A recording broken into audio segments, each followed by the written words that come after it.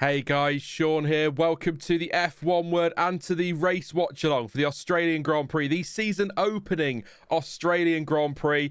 As I said yesterday, here we go again. Oh, good Lord. It is wet. Very, very wet indeed. Just watching Martin Brundle's grid walk at the moment. Actually, the Sky presenters almost get blown over on the grid. It's that windy as well. Big gusts of wind. So this is going to be a really interesting Grand Prix. The good news is it looks like we are going racing today, unlike F2. The bad news is it looks like it might be a safety car start. Nothing confirmed yet. That's the Zach Brown line. He expects it. So it might be a bit of a slow burner initially, but we'll see what happens. They might change their mind. It is easing off apparently, but it is wet, and we kind of knew that, didn't we, yesterday? We were very expected by that one. So, indeed. Thank you, the zero line. Good start today. That just let you know on the weather as well. Gradual improvement by the start of the race. Cloudy with still a chance of light scattered drizzle during the race. Breezy southwest wind with a gust of up to 60 kilometres an hour in the afternoon. That is today, the latest forecast as of the FIA.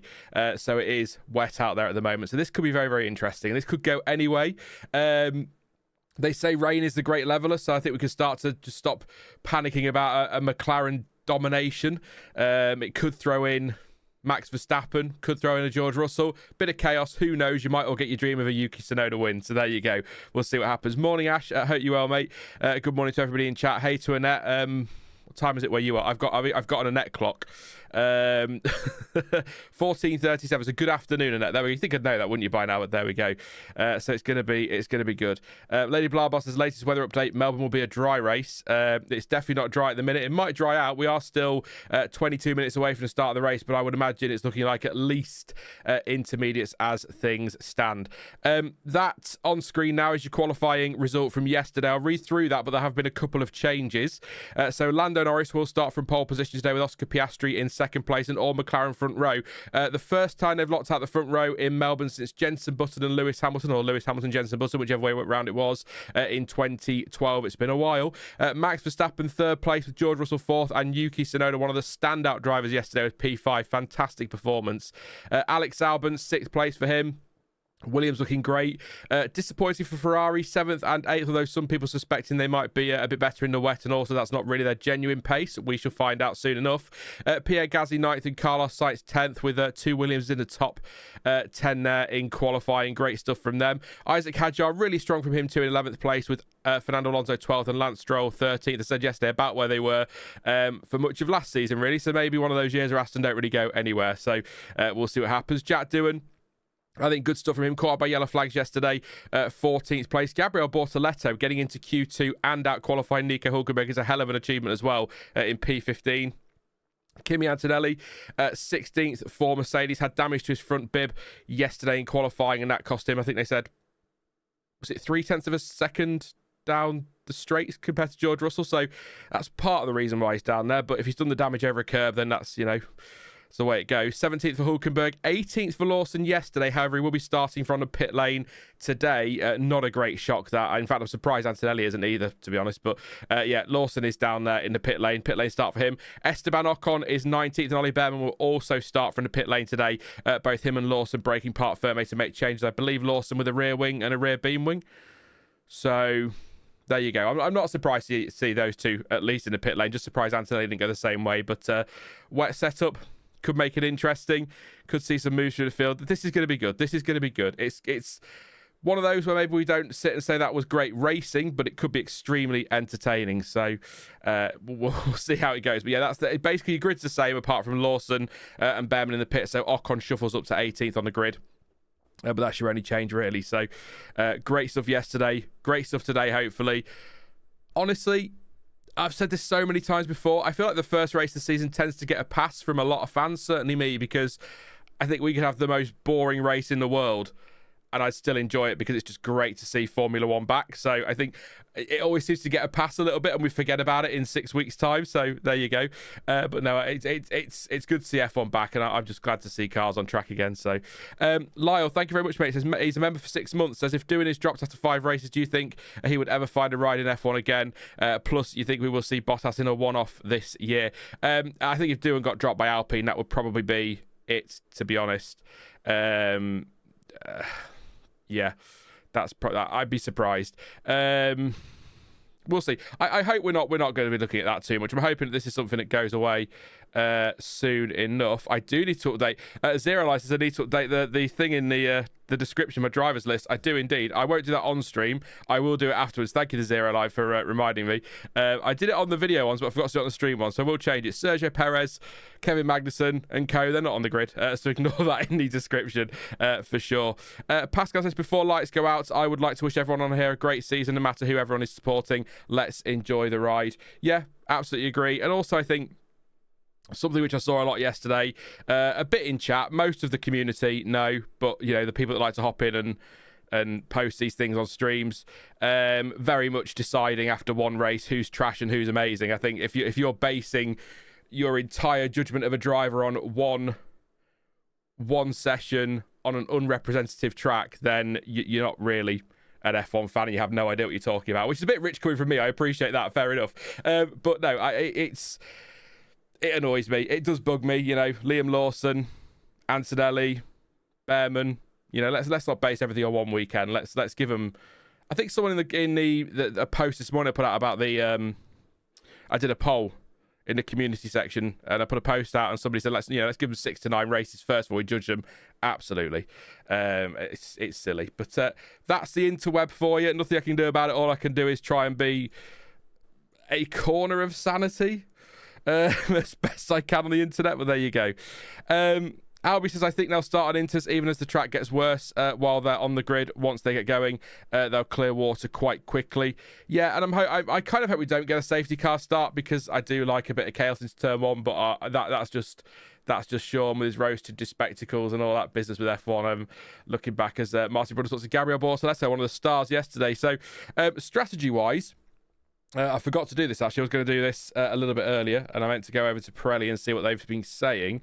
It's sort of irrelevant, but I'm going to read it anyway. If it does dry up now completely, then you'd be looking at a one-stopper, mediums to hards, and then mediums, hards, and hards for a two-stopper. But I don't think anyone's going to be starting on mediums or hards. In fact, with it being so cold and with the track being greasy and green, we may not even see mediums and hards at all today. It may well be that any switch to dries is to the softs because they'll heat up a bit quicker. So I thought I'd mention it, but there's absolutely no point getting into strategy too much when we've got weather like this. Plus, who knows, we might get a delayed start if the rain hits again.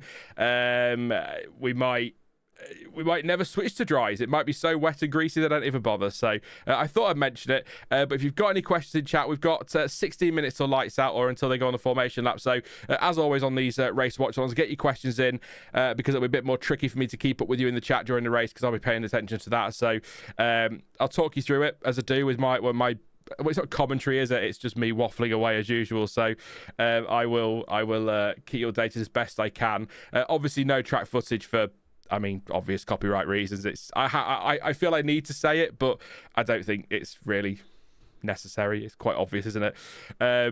But yeah, any questions, throw them at me, and I'll answer. I'll answer pretty much anything within reason. You know me, but yeah.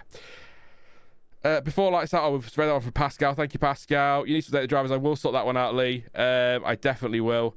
And Verstappen and Ray flashbacks to Brazil 2024. So I think he has a chance, says the CWW. Yeah, I think as soon as it rains, you've got to throw Max into the mix for the win. And actually, I think, although nearly 4 tenths off in the end yesterday, I think third on the grid is still better than I was expecting from Red Bull this weekend. So with a bit of rain, he's in the mix completely, isn't he? So thank you to Lyle for the super chat as well. Says wet race in Australia is very exciting, I must say. Thank you very much, Lyle. Appreciate your support as always, mate. And yeah, no, it is. There's something about a wet Australian Grand Prix. What a difference to yes, it was hot yesterday, not as hot as was expected. The weather, by the way, is just updated on the FIA to drops at times, which sounds like that's a great band name. Is that just me? Drops at times. Yeah. Good evening from Las Vegas, where the Aussie race is on at a better time than our race, says Cat Martin. Hi, Cat. Hope you're having a good one. Yeah, no, it's weird, isn't it, the way they've done that? I think they've brought the Vegas race forward this year. I might be wrong by a couple of hours, so that might help you out a little bit. But yeah, it is quite funny. There we go. I'm on MSN Weather at Out Park. It quotes rain stopping in 20 minutes. The quicker it gets dry, the better for McLaren, says Albie. God bless the United States of Australia, says Danny Rick. And where was Gary said something might be an interesting one to read, but I can't find it now. Supporting Oscar Piastri, there we go. So yeah, looking forward to this one. Very much looking forward to it. The wind looks to drop. I'm assuming the rain's kind of eased off, if not completely stopped now, because Sky have put their umbrellas down. It's that, or they've just given up fighting. If you didn't catch it earlier, we nearly lost Martin Brundle. He was nearly in Adelaide or something. It was taken away by the wind quite a moment. But yeah, no, it's gusty out there, which is going to be interesting. You got the wet weather, gusty conditions, big gusts as well. Maybe we're going to get plenty of spinning and a bit of a stop-start interrupted race. But let's see what happens. The Zero Line saying Inters now. It's difficult to tell when they're not moving, but it'll dry out pretty quickly, I would have thought. I mean, track temperature is 18 at the moment, with air temperature 16, so it might take a little while to dry out, but once they get moving, they'll soon dry out, won't they? 20 F1 cars clearing the spray. So I'm hoping I'm hoping we don't get a safety car start, but they might err on the side of caution with it being first race of the season. And it's weird, isn't it? Because we don't really want 10 cars out in the first corner, because that's not going to give us a great race, is it? It's going to be a bit dull because we won't have anybody out there. But at the same time, you kind of want to see the best drivers in the world doing their thing in these conditions down into turn one, because it'll separate the... what's the phrase? The cream will rise to the top, or whatever the phrase is at the end of the day. So could be good here. But I've just watched it actually through turn 5, I think that is. Max Verstappen through a really big puddle of water actually on the full wet. So we might be full wets to start, but I wouldn't be surprised. I mean, you could be looking at a Hungary 21 sort of situation, not quite the same because obviously they went from inters to dries, but it might be that we get a couple of safety car laps on the full wets, and then the drivers all pull in and put some inters on, and we only get one car on the grid again. Who knows? Maybe Lewis Hamilton again. Apparently it's 40 degrees in Sydney, says Danny Rick. That's quite the difference in temperature, yeah. Maybe F1 drivers would love to be in Sydney right now rather than this, but I suppose racing is what they're here for, isn't it? So maybe not. Good morning, everybody, says Max. Eyes being pegged open with matchsticks, but I'm here. Good to see you, Max. I'm hoping not too many delays today, one way or another.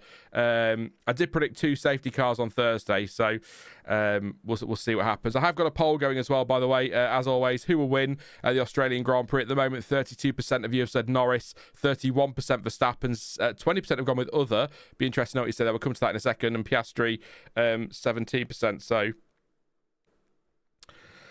yeah, we'll do some predictions in a sec. I'm just trying to think if I want to stick to my Thursday ones. I mean, they will be the ones I score myself on. Not that it matters. I could do what I like, but you know. Turn 5 was where there was a load of crashes in that one really wet Australian Grand Prix in the past, 03, 04. There was one... I always get mixed up. It's the one, I think Vettel binned it. It was 10, 11, 12. So around there, we had real chaos in the Australian Grand Prix. I think it was like the second race of the season or something. And it was absolutely balmy. But a great race to go back and watch if you haven't seen it. Someone will let me know in chat in a minute. But I always forget the year of that one. So I watched practice wet starts and RBs were catastrophic. Watch for Yuki and Hadjar to lose major spots. We'll keep an eye on that one. I'm hoping not. I'd like Rubens, not Rubens. I'm reading 2 comments there. I'd like Yuki to get a good result today for him, but yeah, we'll see. Not long now. If it is a standing start, they might not do a standing start, but I'd go for it. But then that's why I'm not in charge. So if I was in charge, we'd never have safety car start. Screw it. Let's try it. See what happens. I remember Rubens was driving for Ferrari on that race. I know Brazil was turn 3. I know Brazil turn 3 was like a river. But I'm trying to think of the Australian Grand Prix that you mean. But we've had some wet racing in Oz before that have been a bit chaotic. So we're all rooting for Yuki, for sure. Get your predictions in chat, then watch your top 3. Now you've had a bit of time to process yesterday. So my predictions on Thursday for a dry race were Piastri for the win, Leclerc second, Norris third. Not confident on that at all now, particularly the Leclerc part. And I think in the wet I said Verstappen for the win, Piastri second, and Hamilton third, but I'm not confident on that either. So I'll stick with my Thursday predictions one way or another, but I'd be surprised if Hamilton's on the podium even in the wet, and I'd be very, very surprised if Leclerc's up there in the dry. So there you go. I'm making a fool of myself once again with predictions, but that's just me. I'm not great with predictions, as you know, as we look at the is this the Lego Champions thing, the F1 cars with Will Buxton hosting? Of course he is, but I don't know if anyone watched the IndyCar with Will Buxton on commentary. Struggled with it a bit. I found his commentary more anecdotal than commentating on the race, if that makes sense. It may not make sense. It's 10 to 4 in the morning here in the UK, so that may make no sense whatsoever. I didn't get to sleep until 12, so 2 hours sleep, so this could be fun. You might have to shout at me about halfway through if I'm asleep, so I apologise in advance. So I will switch all the timings over in a minute to the official timings for the race, but I'll just leave that there for a moment for anyone coming in just who wants a reminder of the grid, and a quick reminder as well, Lawson and Bearman both starting from the pit lane today, and unless the rules changed, I believe they will still head out and follow the formation lap and then come into the pits for the start of the race. So intrigued as to how that happens with a safety car start, actually. Do they have to, if it's a rolling start, do they have to then drive through the pit lane? I don't know. We'll see what happens. It'll be interesting. But Oscar, first Aussie winner in Melbourne, says Danny Rick. Still praying for a Yuki podium, says Maya. Max says Biker John. Lando, Piastri and Lewis for Ash. Norris, Verstappen and Hamilton if a boring race. Sainz, Hamilton, Hulkenberg if we get chaos, says Fud. You say that. I mean, Hamilton up to P3 from 8 is going to be far from a boring race. So that'll be quite fun as well to see. Albie says rain, 6 rookies, street circuit, slippery service, 3 drivers never driven in the rain before, drivers not raced wheel to wheel for months, not used driven machinery in rain, all the ingredients for chaos, very much so. Could be fun. Yuki, Albon and Jerome D'Ambrosio says the 0 line. Albie says Verstappen, Piastri and Sainz is my wild card top 3. The funny thing is, if Sainz was on the podium, or if you told me on Friday evening that Sainz would make the podium Sunday, I probably wouldn't be surprised. So there you go. Ash says, don't worry, Sean, I've been up since around 20 hours and probably got another 17 or so before I get some sleep. Oh, Ash. Ooh, sounds painful. I love my bed. We got a new bed last Saturday. It's delivered and it's wow. It's the best thing I've ever bought. It's just so hard to get out of it now. That's the problem. I might set my office up in there. Do the Watchalongs while I'm still in bed. Why not? Sanita says morning and a big yawning emoji. I feel you. Mike says Verstappen, Norris and Sainz at my podium. Oscar, Lando and George for Chase. Was there anybody else? I did Albie's. Stroll probably isn't going to make it past turn 1, I guess, says Gustav. Or he'll just park it in the gravel for no reason. Oscar, Max and Charles for Gary. Max said after the dog ate the mattress. Yeah, that was it. He you know the buttons on your mattress? Like, I call them buttons. They're not buttons. He pulled one of them out and then dug all the fluff out. And so the mattress kind of did that, so we got a new one and it's the best he ever done. So the dog is now not allowed in the bedroom unless he's supervised because he's a little shit. Lala says Oscar, Yuki and Albon, I hope the rain does a thing. Chaser Stroll is going to win, we'll see, and we'll leave it there for predictions. So now I'm going to do my Sean multitasking thing, which is weird. I also talk about myself in the third person a lot these days because head of publishing at Planet F1 seems to really enjoy it for some reason, or Planet Sports, sorry, seems to really enjoy me talking about myself in the third person. So there we go. That's what I do now because I'm a bit weird. Let's see if we get multi-view actually working. Would help, Sean. If you go to 20, I'm sat here in the wrong season. That'd be why, Sean. You're 2025 now, mate, not 2024. Move on. Hopefully all is working. I have to stick this up to the Sky TV as well. So stream is live timing, is provided by Multiviewer for F1. Of course, I can't once again show any of the on-track footage for obvious copyright reasons, so definitely go check out Multiviewer for F1.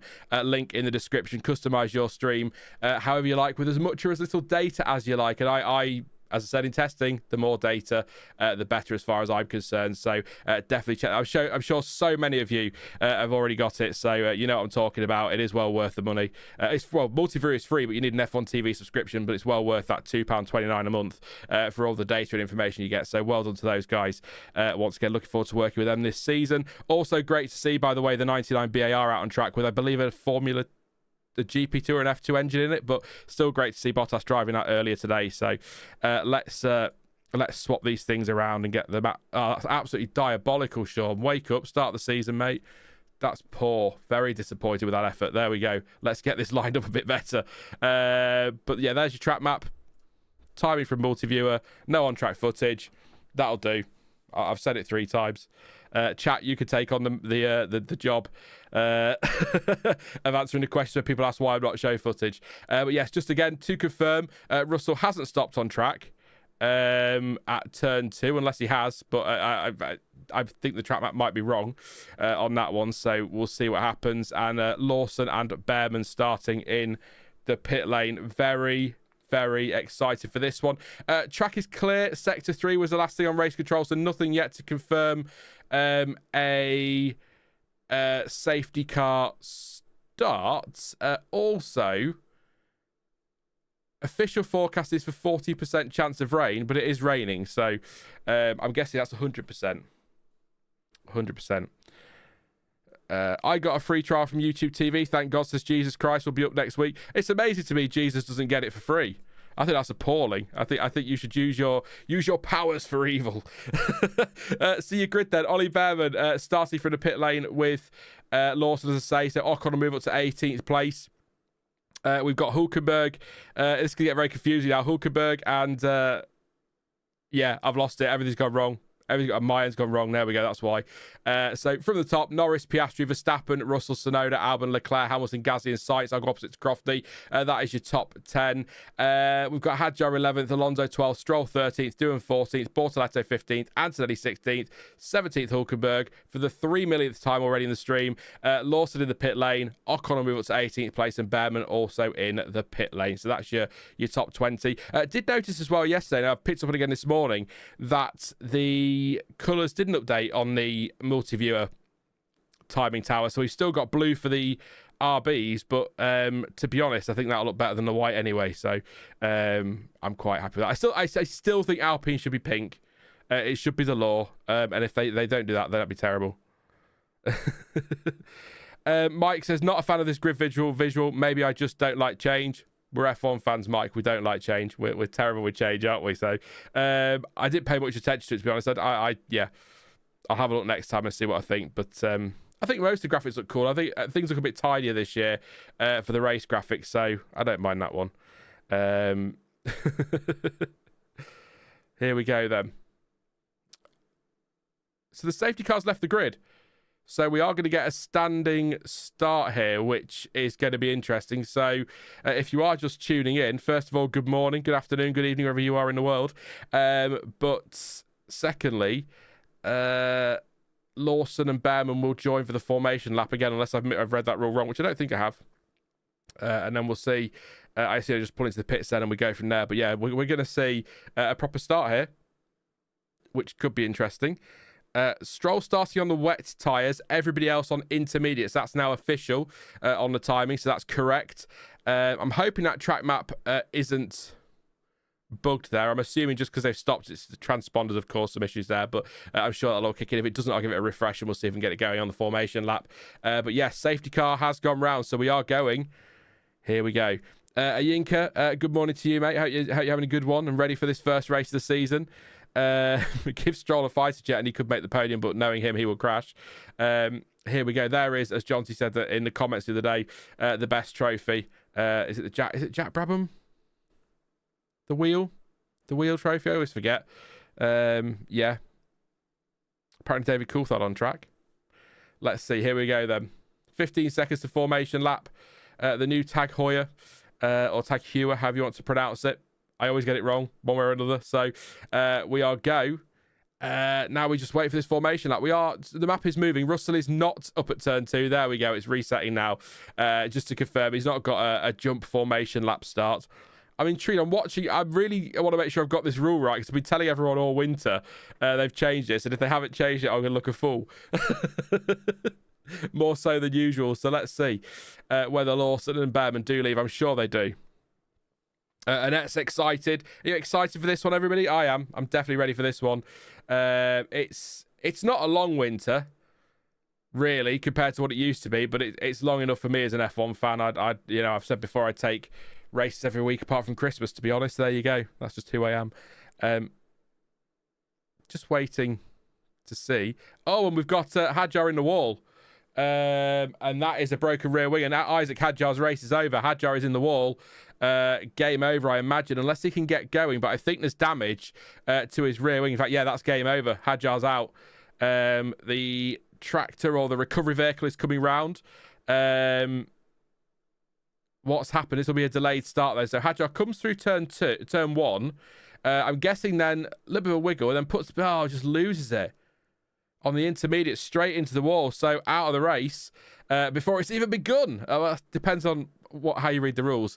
But he's out. And also just to confirm, my big moment of the day, Lawson and Bearman have joined the back of the queue for the formation lap. So I got something right for a change. So Hadjar's out on the formation lap. Just lost it at turn 2. Not out the car yet. I'd imagine we'll be pretty devastated by that.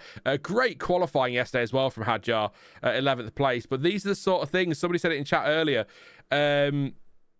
it's Mr. Sonic says Hadjar out of his depth based on one spin. This is what I mean. I can't get on board with stuff like that, so I'm not doing that for another season. But it's the sort of thing that happens to rookies. Somebody said it in the chat earlier. Wet conditions, greasy track. Green track as well anyway. Any rubber that's been laid down has been washed away, and then you've got somebody coming through there, cold tyres, trying to get some heat into them. These things happen, especially with a rookie, so he'll be devastated by that, I'm sure. But aborted start. I don't think anyone's surprised by aborted start. I don't think anyone is. So that is that one. Hadjar is French, I believe, Danny Rick. So an aborted start. So Norris will line up, and now this all went wrong at Brazil, didn't it? So it will be an aborted start. Is it a delayed start? Will they go round again? Or will they wait? I imagine they'll just clear the car. Orange lights are flashing. It says engine off. So it's going to be a full everything restart. So I imagine we'll be reduced by 1 lap now going forward. So let's, So an aborted start, that'll drop us down to, because I assume that will count because obviously they've used a fuel, haven't they? So I would be surprised if we don't drop to 57. But Gary says his Stroll's full wet's looking like a smart move now.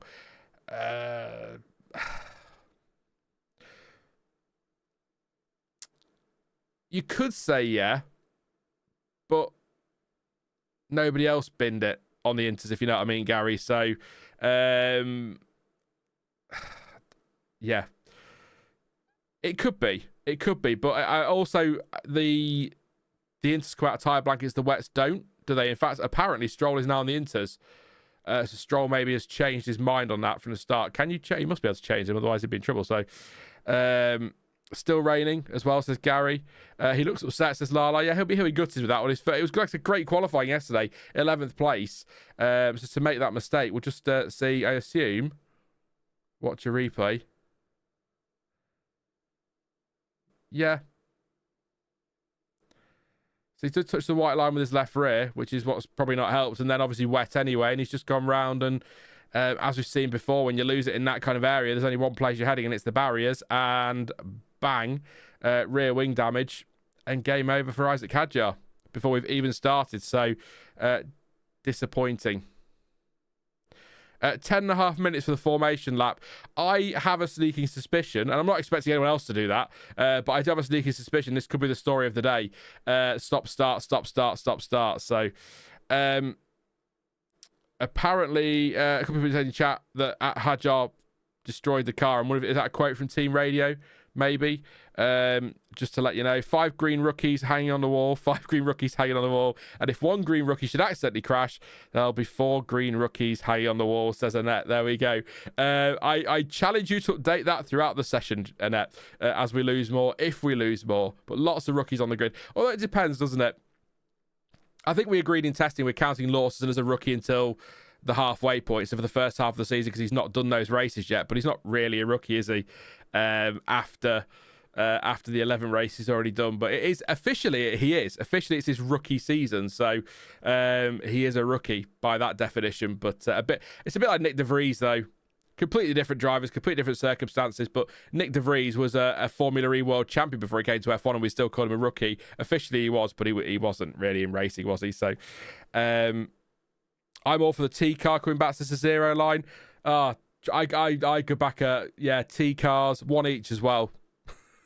one each. That's 13 engines a weekend per driver. You know, I'd love to go back to those days, but I understand from a cost perspective, it's not going to happen, is it? So, interesting that Mohammed Ben Sulayem was talking about the old V10s coming back at some point in the future. Again, I think that was maybe a bit of damage control after he'd upset everybody at the O2 with the launch. They all got booed. So there you go, the skeptic in me, but maybe we'll see. I'd be surprised, but we have got an open grid spot there. Hadjar, his space is missing, or he's missing from his space, and they won't shuffle the grid up, I don't think, unless this counts a different start now, so we'll see. Flood says, just remember the saying, keep out of the green and on the black. You get nothing if you give the barriers a whack. There you go. There's a bullseye reference in there somewhere, I think. Yeah. I can't remember what it is now. It's too early. Someone will tell me.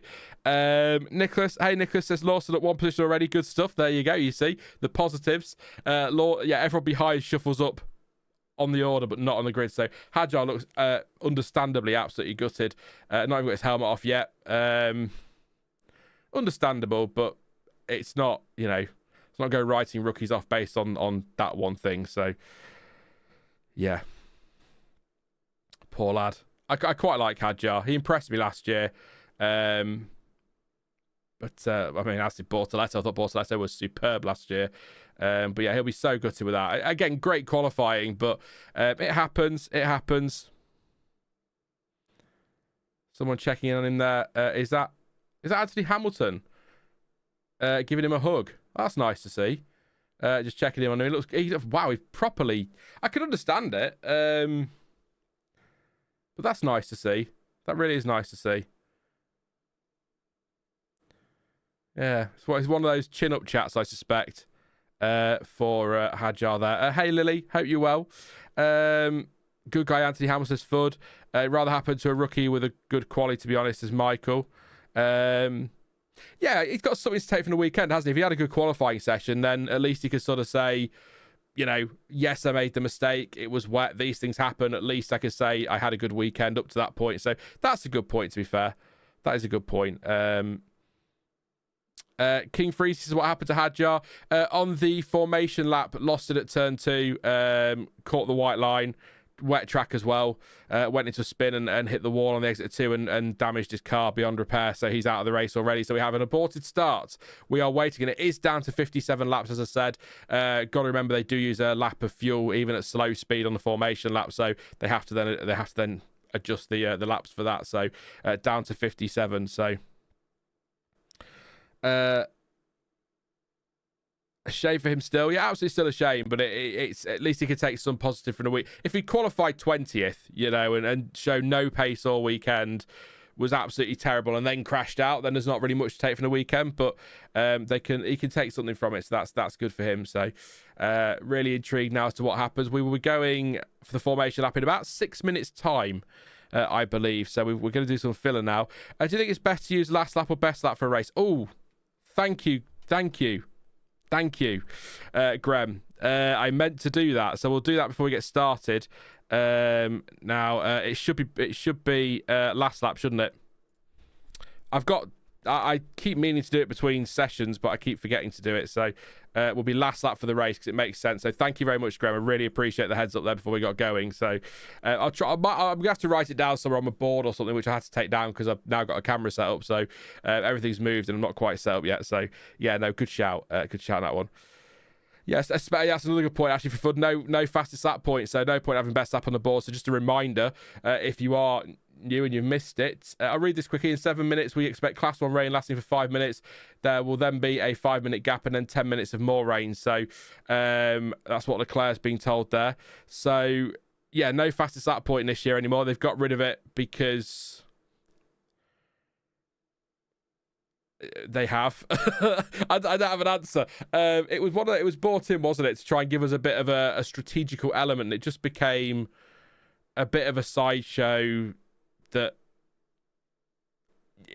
any driver in a top 4 car who had 30 seconds behind him, was just going to put the softs on with 2 laps to go and set the fastest lap. And it just wasn't really doing what I think they wanted it to do. So no fastest lap point this season and going forward. So I'm not bothered. If we have to give bonus points for anything, I think pole position is more of an achievement than fastest lap in a race. So maybe that, but I'm quite happy for just 25 for the win on a Sunday. And then if we can burn the sprints to the ground as well, maybe we could we could all be happy. 673 of you here. Thank you so much for joining me this morning.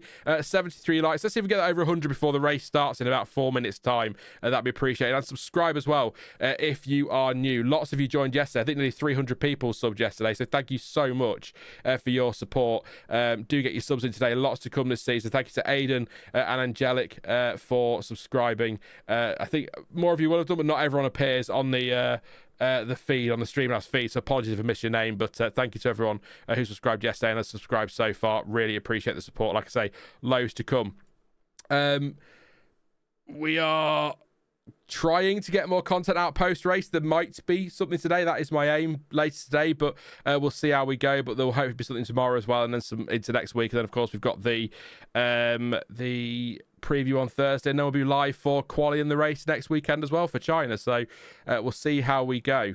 I might, and this will be my decision, this won't be anything else, but I might do a sprint quali watch along, but I am not doing a sprint race watch along at 3 o'clock in the morning.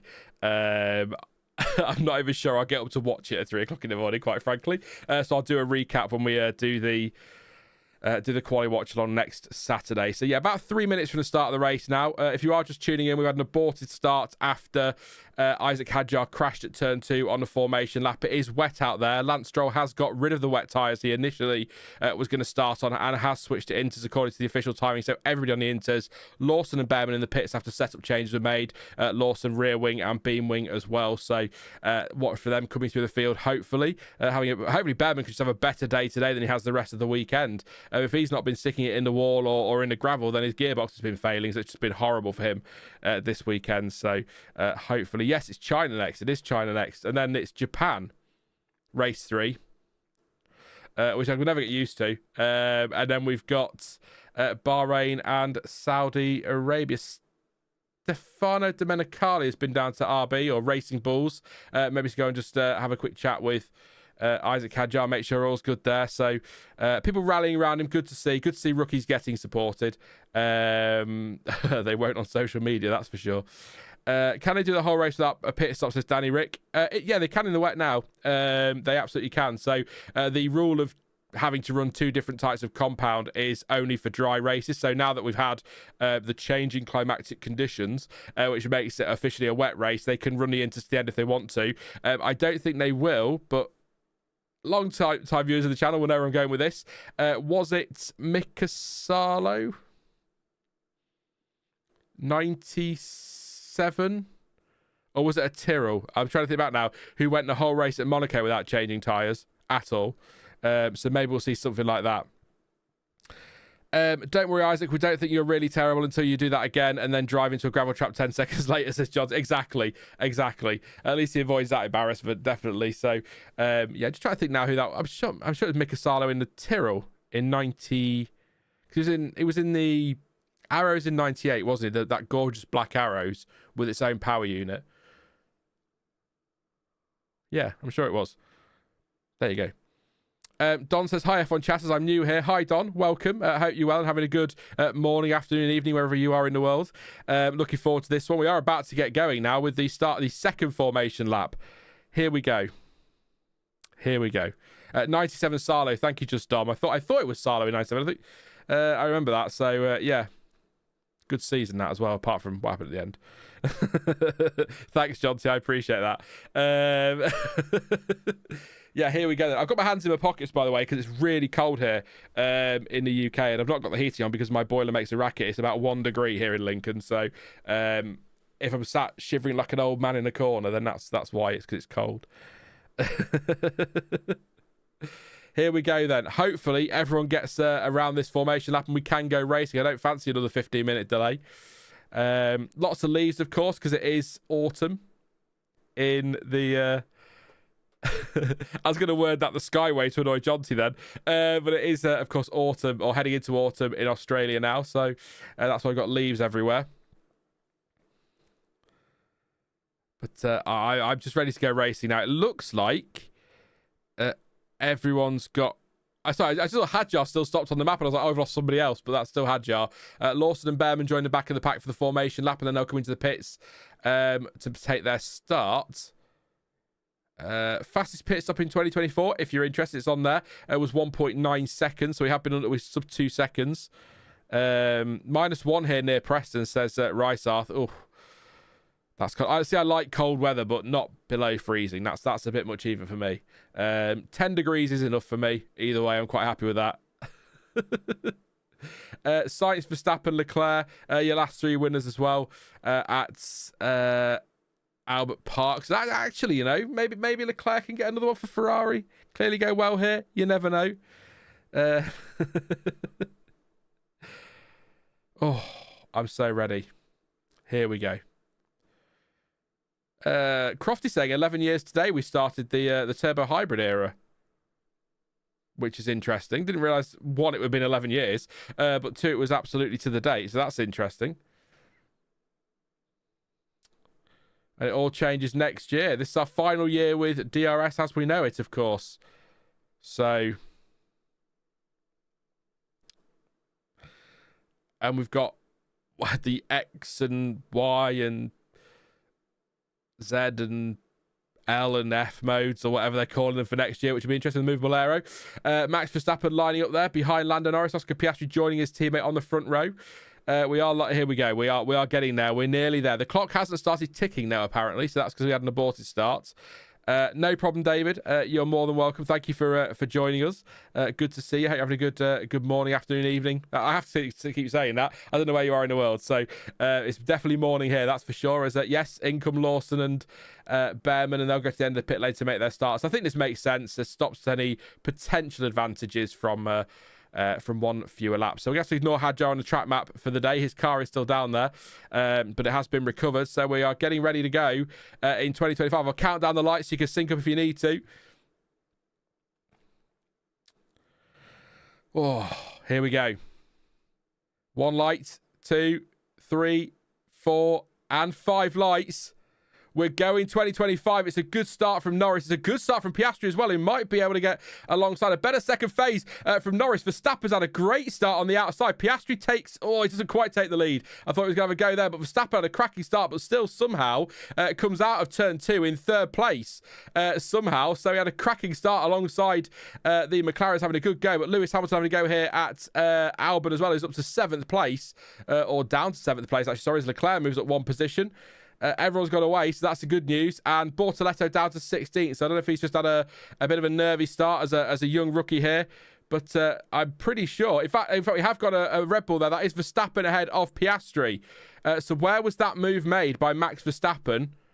Was it into turn 3? I must have missed that. I was watching Bortoleto slipping and sliding in the background. So Lando Norris does lead. 1.2 seconds clear of Max Verstappen with Oscar Piastri in 3rd place. Ocon drops down to 17th. And a big crash is Jack Doohan. It is Jack Doohan in the wall. A big crash. That'll be a safety car. Possibly... depending on the barrier, a red flag, but definitely a safety car. We have got a safety car as I put my yellow light on. Doohan says he's okay, but that was a big shunt there for Jack Doohan out of the race. That's 2 rookies down. How many to go? That's a hefty impact, wherever that is. He might not need a red flag here, but medical car is deployed as you'd expect. He's already on the scene, actually. Follows them round, doesn't it? So Doohan out of his home Grand Prix. But yeah, the start there, we're waiting for Doohan's replay, but the start, Norris got a good start. Piastri seemed to get a better one, but then Norris's second phase was better. Verstappen flew off the line, and I think Norris covered him quite nicely, which meant Verstappen had nowhere to go. And then somehow he came out of there still in 3rd place, and then passed Piastri, I assume, on the run 2 or into turn 3. We'll wait for a replay of that one as well. But safety car deployed for Doohan, who's in the wall. So we are down 2 rookies. Hadjar crashed on the first formation lap. Doohan has crashed on lap 1 at turn 5, 6, somewhere around there. Yes, it is. It's between just before turn 6. So this will be quite high speed here, I'd imagine. Well, that is wet, so maybe not as high speed. So he comes through 5. all good on entry. And then I'm assuming he's going to... Oh, it's just aquaplane in a straight line. So not at all on doing that one. We'll just... As he's accelerated... Yeah, he's accelerated gently, as Martin Brundle put it there. And then he's just aquaplane into the wall. So that was a... And off goes Carlos Sainz is in the wall. So last year's winner, out of the race. I'm okay, he says on radio. We've lost Carlos Sainz as well. Up at turn 14. Under the safety car. Oh, dear. We have got puddles on track. Definitely, Tommy. What's Carlos Sainz done? So he's come through 13. Yep, accelerating through. And then I'm guessing just loses it. Yeah. It's just so wet. Greasy is what Crofty just called it. And Martin Brundle agreeing. Have a listen to his... Yeah, just completely caught out by that. It's not just the rookies, and also it's not... I'm going to call it, and maybe I'm looking at this in the wrong way, but I'm not really... It's not necessarily the drivers making huge errors, is it? It's just putting the power down gently, and then the car's aquaplaning into the wall. So Sainz is out. We've lost Hadjar, Doohan and Sainz already, and we're on one safety car. So... that is a real shame there for Carlos, for all of them actually. But yeah, that's a messy start. Safety car will go through the pit lane because of Sainz's crash, which is why I'm kind of glad we're not doing a race reaction, because I'd have to try and work out how many times people actually pitted. So there we go.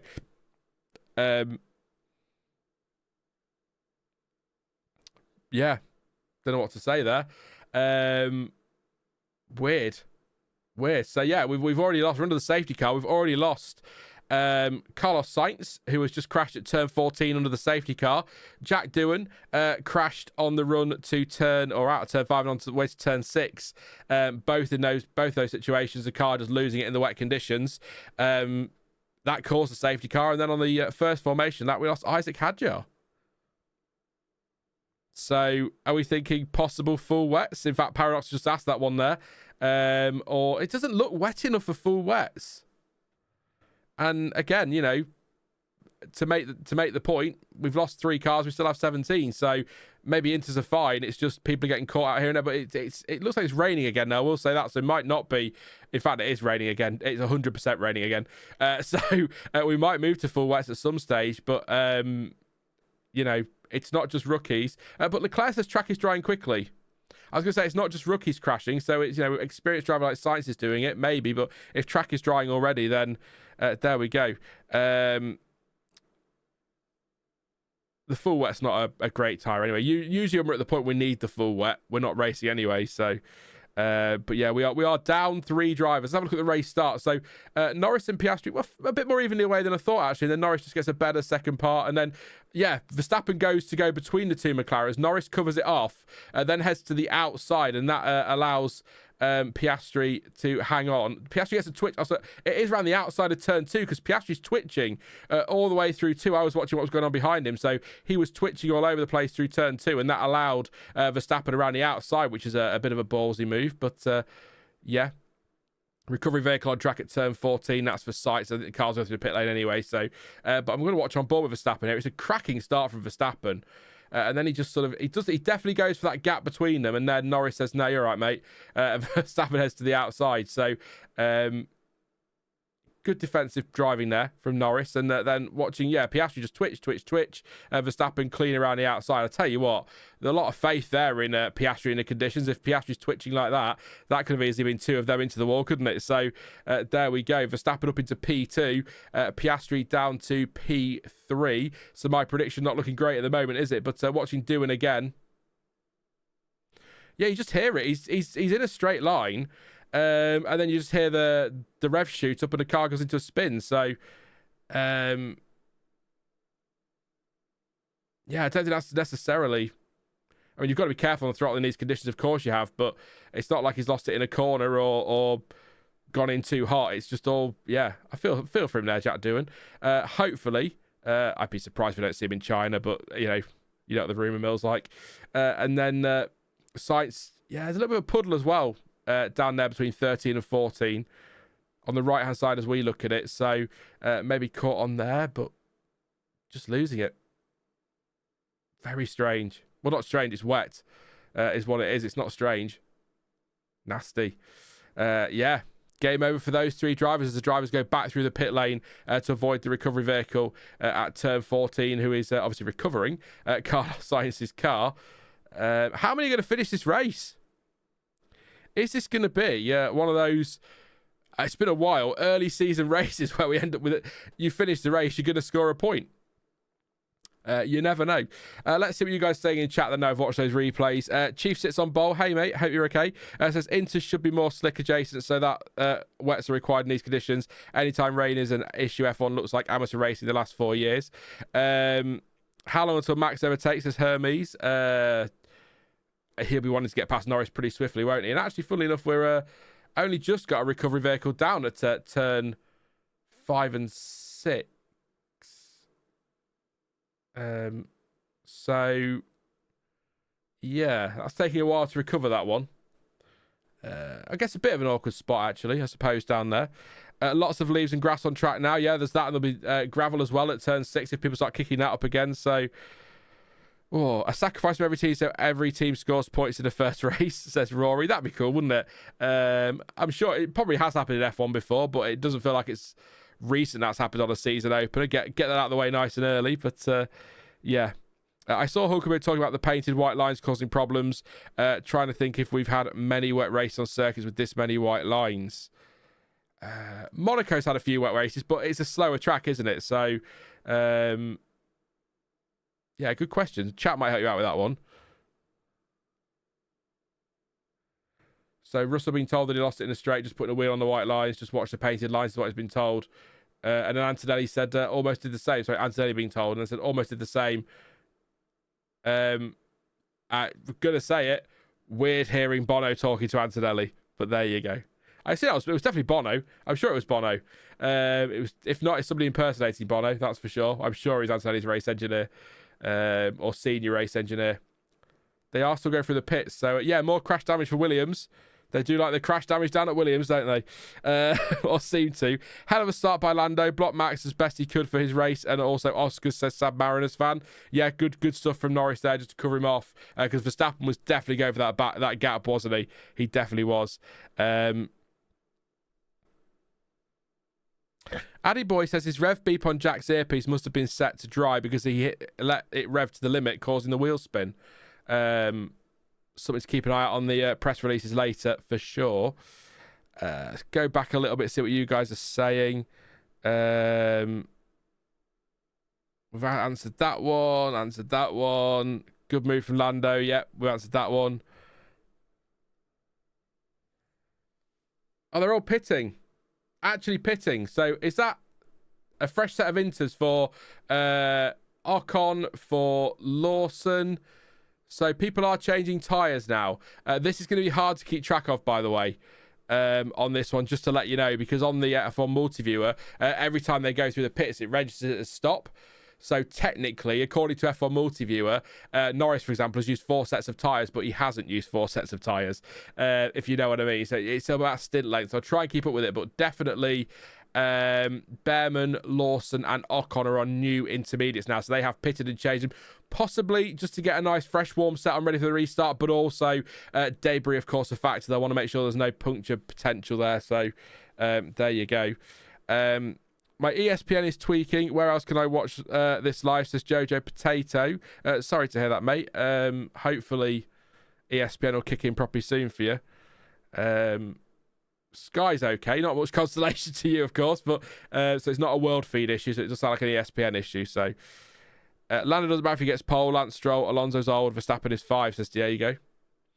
There you go. This is a cool new way to enjoy F1, says Don. Thank you very much. All the crashes or me or both? Hey, both. There you go, Don. Yeah, I like doing this. I said it yesterday. I would only be sat here talking to myself anyway, so I might as well live for it and talk to you guys. It's just slightly less insane. No significant rain expected for at least 30 minutes, Lando Norris is told over the radio as he gets a twitch on there under the safety car. So what is the FIA official weather as things stand?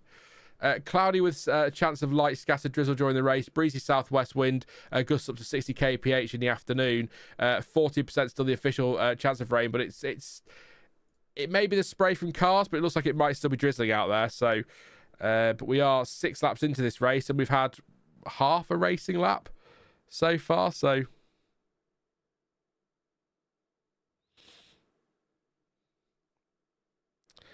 Yeah, Martin Brunner still got crossover tyres there. Sorry, I was reading chat whilst I was going to read some out, and then I changed my mind for some reason.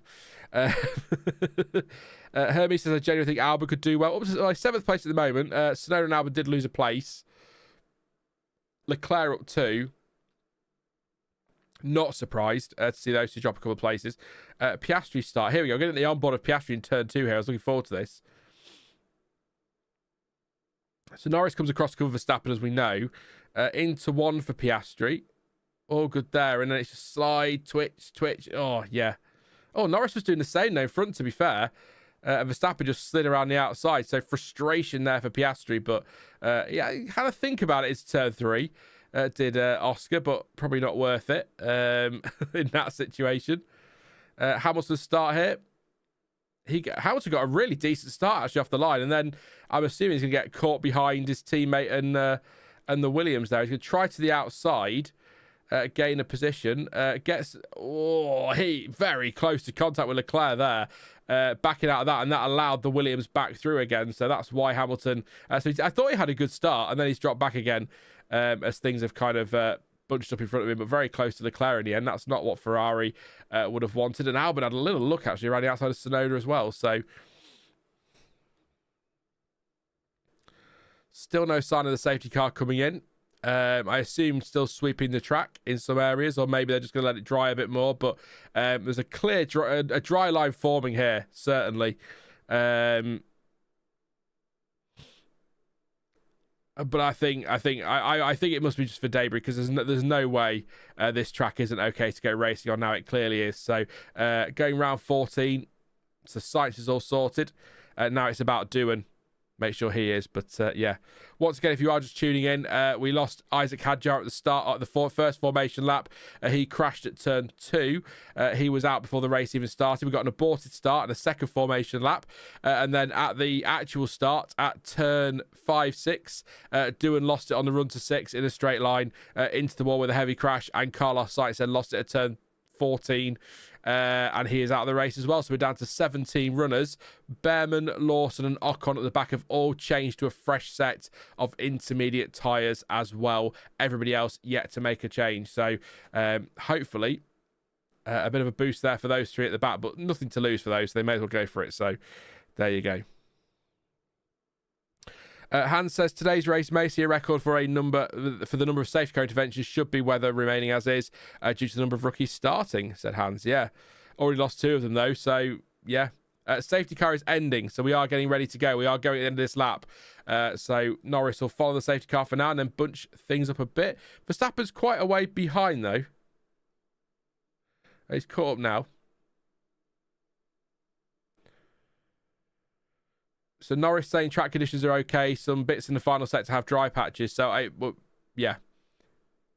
Temperature will be key, though, won't it?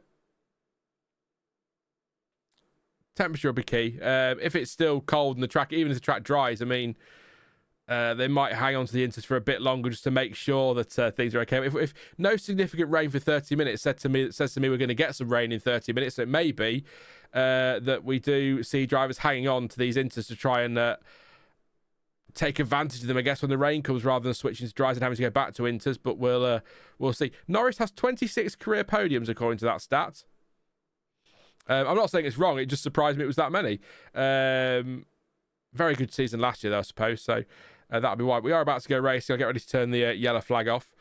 Yeah, lap 7 of 57. So from lap 8 we are racing. Watch Max Verstappen, watch Piastri as well, see what he can do, and hopefully we're going to get a few laps of racing now rather than just chaos. But we are go again at Albert Park. Lando Norris with a looks like a okay restart from that angle, but Verstappen isn't far off the back of him here and has got a nice little toe, but I don't think he'll be throwing it into turn 1 really. Not really worth that risk. You can stick with him for now. See if there's any kind of mistake like Piastri made through turn 2. Piastri actually closer to Verstappen than Verstappen is to Norris. So keep an eye on that battle. But we are very much, as Antonelli and Ocon and co swap the fastest lap. But that means nothing anymore anyway, other than just a stat. But we've got Albon all over Tsunoda for P6. But quite a sedate restart, but not really a shock. Because why take the risk? This is where Doohan lost it. Everyone getting through there okay, hopefully. Waiting for everyone to get through before I commit to that 100%. But looking good. But Norris is 7 tenths clear at the front here. Verstappen staying with him. Piastri right behind Verstappen as well. Russell has dropped back a bit here, 2.3 seconds off the lead, so we're definitely starting to get a top 3 here. But Tsunoda still up in 6th place with Albon in 7th, but the top 3 very, very close. And Alonso's been noted for a safety car infringement, by the way. So we'll see what happens. Piastri right on the back of Verstappen here as they came out of turn 10. So hopefully we're going to see some squabbling here. Would be good. Leclerc already cooling his tyres. So just having a quick look at the Russell's trying to give him a bit of nervous movement. I don't know. Trying something, but worth a look. Maybe just cooling tyres a bit, but it's quite cool out there. Track temperature 19.1, air 15.9 officially, and it's not raining at the moment according to the timing. So spacing out of the front a little bit. Norris nearly a second clear of Verstappen. Verstappen about a second clear of Piastri. So it's all evening out a bit at the moment. So we'll see what happens going forward. I'm hoping we get some drama today, or you know, action, just some action, some battling will be good to see. The other thing as well is Piastri's got kind of a yellow and green helmet today or this weekend as a one-off for his home race, and it's confusing me because it's not too far away from Lando Norris's. But Verstappen closing in the first sector on Norris. Keep an eye on what happens through the middle sector here. But I know in the last sector yesterday we saw, didn't we, in practice, Verstappen losing some time to those guys. So Tsunoda also noted for a safety car infringement according to the official timing. So hopefully Alonso is under investigation. I assume Tsunoda's will follow. So we'll see what the infringement is. I hope. I'm not sure what that could be.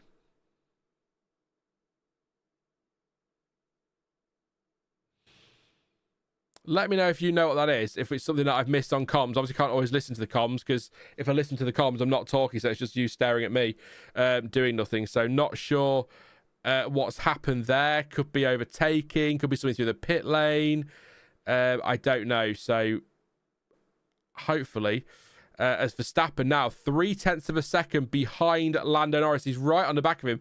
We said, didn't we, if the weather was wet, Verstappen would be in the mix, and he's closing right up on Norris now. So we're about to get a great squabble here for sure. Or hopefully anyway. But so under investigation now is Yuki Tsunoda in P6. Not sure what that safety car infringement is, but hopefully find out. They don't always specify, do they, until they get the document through, usually when the race finishes. So we might not find out until then. So no, I don't think so. But Alonso is on 8 penalty points. Safety car infringement could potentially add to that total. Yeah, it depends what it is. Could be a couple of points there for him, which will make it a bit. I don't know when his first points are off, though. They might be off in a few weeks. I'm not sure. But Verstappen, a little bit slidey through there. But it is wet out there. Hamilton in 8th place, by the way. Still behind Alex Albon. Tsunoda is under investigation. The timing tower updating there finally on the broadcast to let us know he's under investigation. Alonso down in 10th. Tsunoda up in 6th. So I'm hoping that Tsunoda don't get slapped with too much here. But it depends what he's done at the end of the day. So still plays. Perez was the leader in the destruction last year. Lawson school Tsunoda and Racing Bull, says Manshaft 23. Who crashed in the beginning, says someone. We lost Hadjar, Doohan and Sainz at the start. Norris really, big slide through turn 1 and 2 there, or turn 1 really, isn't it? Exit 1.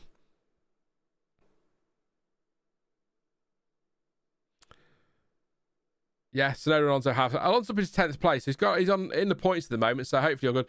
Verstappen has dropped back now a second, and Norris is already hunting for a bit of water now to cool those tyres down. So some information there for Verstappen if he needs it. But yes, waiting to hear if Crofty has anything to say.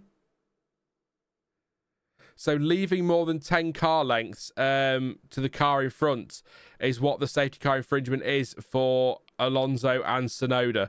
That's Sky confirming that. So keep that. Should be, if they are more than 10, then that'll be a slam dunk penalty as per the regulations. So that's just what happens, isn't it? But yeah. The exclamation marks for Tsunoda and Alonso make it seem like the TV director is surprised at their positions, says for Tsunoda. Yeah, no, it does a little bit, doesn't it? But I prefer it to the magnifying glass they used to have. I will say that back a while now. But yeah, that makes sense. The investigation. But yeah, no. So 10 car lengths, that's a shame. But yeah, Verstappen now looking for a bit of water as well. So that track is definitely a very dry line. The trouble is, as everyone will know, I'm sure, but the trouble is, that dry line, very nice. Pop a set of slicks on there, wicked. An inch, a millimetre offline, and you're in the wall. So you can't go too early to the dry tyres. So you've got to keep looking for that water to cool them down, like Norris is again down the straight, and Verstappen as well to an extent. He's staying far left, and Norris heading far right. And Leclerc told to cool down the front left. There's too much information. Can you leave me to it for a bit? So, yeah, lots of cars hunting for water now. But again, you can't switch too early because if you go offline,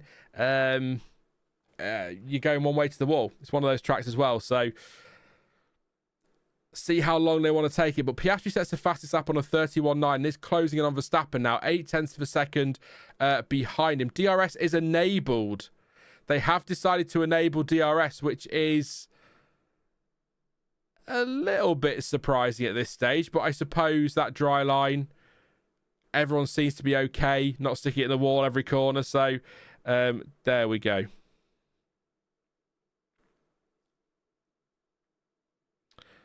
I think there'll be a Leclerc podium, says Sammy.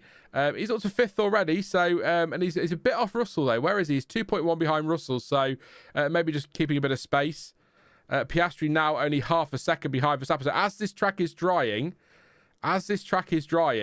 it's coming to McLaren. I think we discussed that, didn't we, before we got started today. So we'll see if this is I think this is what we were expecting. Track starts to dry, comes back to McLaren. If it gets wet, moves back to Verstappen. So Lawson and Bearman, by the way, still 16th to 17th. He's not making any progress at the moment. So hopefully that will change for those guys. But Lawson actually stuck behind Ocon. And there's a big gap to Bortoleto. Haas really are nowhere, are they, this weekend in terms of pace? I mean, Ocon he's 5.5 behind Bortoleto, but did stop for tyres, so that's going to cost a bit of time there for stopping and putting tyres on. But they all went through the pit, so it's only about 2-3 seconds that time there. So it's still part of the reason why that gap's the size it is. But yeah, Haas really, we thought they were just concentrating on tyres during testing and that their pace wasn't too bad, but turns out it's not great at all. So the track map keeps freezing. Apologies for that. There's nothing I can do about it, so hopefully it won't keep doing that. But yeah. Hamilton complaining of poor drivability. Snappy car asking to find out where he's slow. So team will feed that back, I'm sure.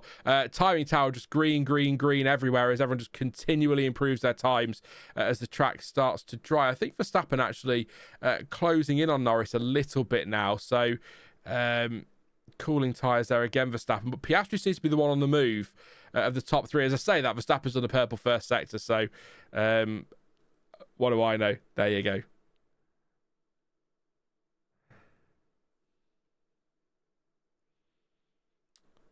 Coming through 14 now.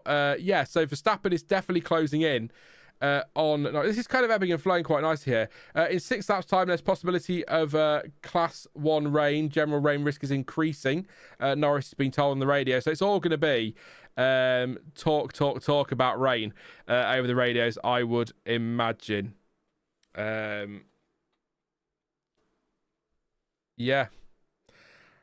I don't know what to say. It's not a thriller at this stage. It feels like we're just simmering right now, getting ready for maybe some more rain or some pit stops to dries. We're kind of waiting for that now, aren't we? The trouble is as well that, again, a lot of you will know this already, but I'll say it anyway. But the trouble we have as well is even on the inters, wandering offline for an overtake is risky. So you've got to make sure you're calculating that properly, and you can't just go for a dive. But you can risk it a little bit in the dry. You've got more grip, but in the wet it's a risk. So you don't want to go throwing up. Verstappen can't just sling up the inside of Norris and hope for the best. And yeah, so it might be a bit of a train for much of this. I might give the track map a refresh actually, because it keeps being a pain. So just bear with me while I just quickly switch the track map off and on again, and hopefully that'll stop that from doing whatever it's doing. Like I say, not a lot I can do about it, so if it does play up then I apologise, but I'll do my best. There we go. I'll make it a little bit bigger as well. How nice is it? Look at that. Lovely. Beautiful stuff. Hopefully that should sort itself out now. I'll keep an eye on it. If it keeps doing it, I'll keep refreshing it, but otherwise not a lot I can do, I'm afraid. So we'll manage between us. We've got it on. We can see what we're doing. Emma says, I thought it was 58 laps. Yeah, they've taken a lap off, Emma. We had a Hadjar in the wall on the formation lap, the first formation lap. So we got an extra formation lap, which meant they then reduced the race by 1 lap because of the fuel that's been used for that formation lap. So it's 57 now, but you're right, it was 58. We're now down to 57 though, but we've got everyone in the top 3. So, well, obviously not Norris, but Verstappen has DRS to Norris, and Piastri has DRS to Verstappen. Russell 9.1 seconds off the lead, 7.7 behind Piastri. So this is very much McLaren versus Verstappen, isn't it, for this one? So yeah, Kimi Antonelli is going to have is this an overtake on Nico Hulkenberg? It is indeed, into turn 11. Nice little move there. DRS, of course, down there. Got the move done. Kept it in the white lines nice and easily. Good move there from Antonelli. It was 12th place. So points on debut would be good for Antonelli, I think. But would like to see Lawson make some progress past Ocon, but not really getting there at the moment. The other thing is as well, just on Lawson, if they have made changes for a wet setup and it dries out, then he's going to be a sitting duck, isn't he, on the straight? So Hermes says, I support almost every driver.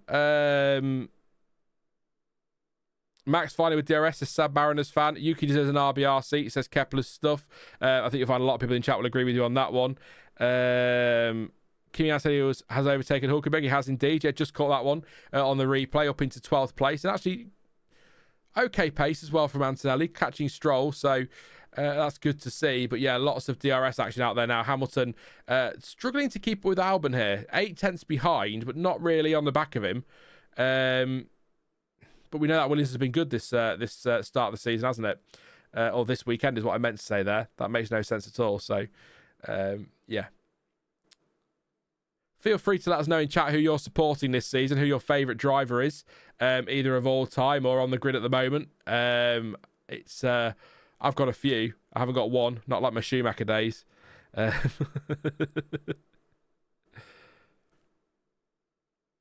Hamilton, now I've said that, Hamilton still sort of keeping that gap the same to Albon, not really catching him, not really losing too much time to him. So that top 3 are gone. Absolutely gone, as Norris has won 30.2 last time around to go 1.1 clear of Verstappen. So that's ebbing and flowing as well. So, yeah.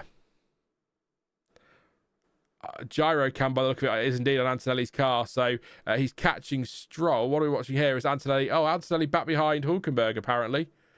What's happened to Antonelli? Is that correct? It is also... Oh, he spun. Yeah, he's had a spin as Antonelli. So he comes into turn 4. Oh, catches the grass or the white line on the entry to 4. And then all the way around into the runoff. And kind of just rejoins, pointing almost the right way. And off he goes again. So that's why he lost out to Hulkenberg. I wonder why that was. He's good. He's still going. Yeah, he's still going. He's okay. He's still in the race. So good stuff for Antonelli in the end. But disappointed to see the spins. Has to do it all again on Nico Hulkenberg. Just refresh my stream. I'll close a couple of browser windows. Make sure, see if this track map stops freezing every now and again. But a bit of lag there for some reason. So...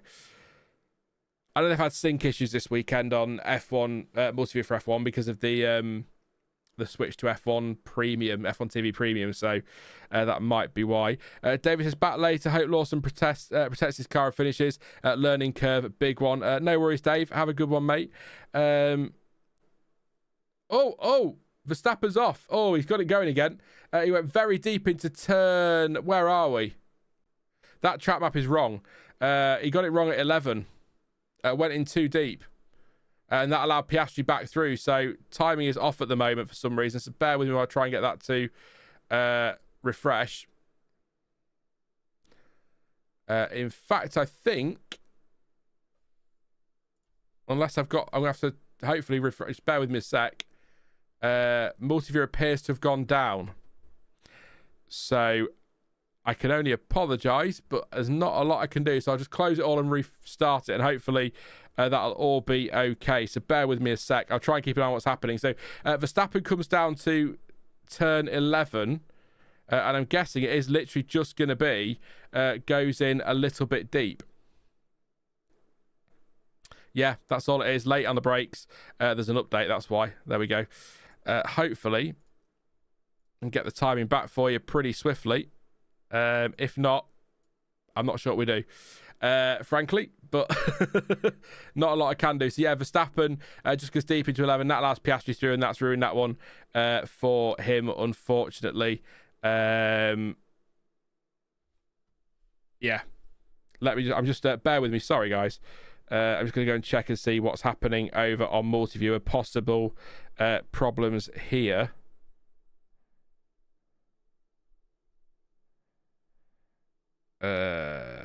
Nothing that I can see, generally speaking. It might be my end then. But very strange.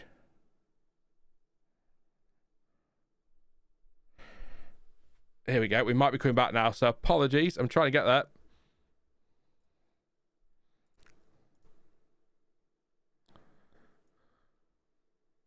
So small shower expected according to Karun Chandok.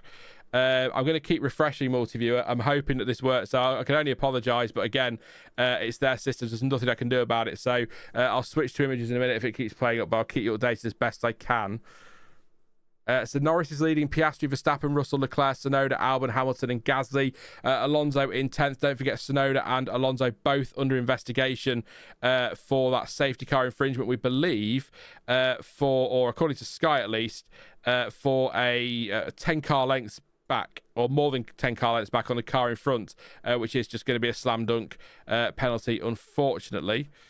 Going to keep trying to get this live timing working whilst we're doing this, but if there's any rain, we might need to pit for new tyres, is what Albon under investigation, or noted, sorry, or under investigation. So new tyres wanted for Verstappen if we do get any rain, which is a shame that I haven't got the timing to show you what tyres everyone's on. But I can tell you, it's Inters at the moment. Nobody's going to be on slicks just yet. As soon as that switch comes in, I will let you know. I will just keep an eye on the Discord from Multiview, and hopefully things get sorted here. Seems to just be me for some reason, so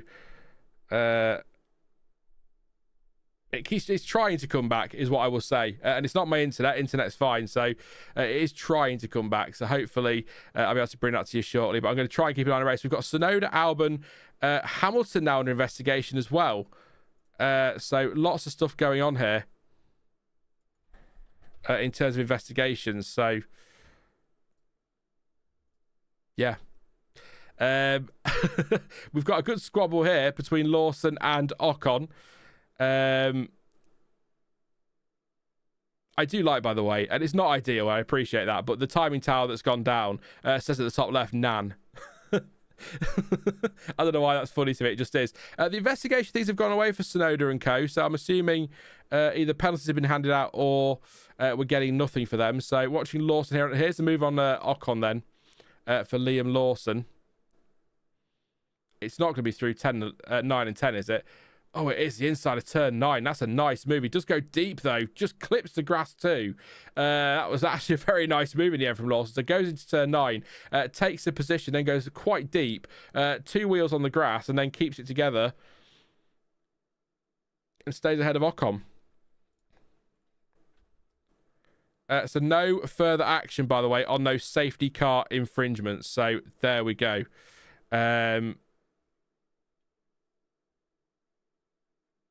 So Max says the timing is just broken. They're not showing it on TV either. I've got it on Sky. But they're not actually, like you say, they're not showing the timing either. They're just showing the position. So I will have to just keep...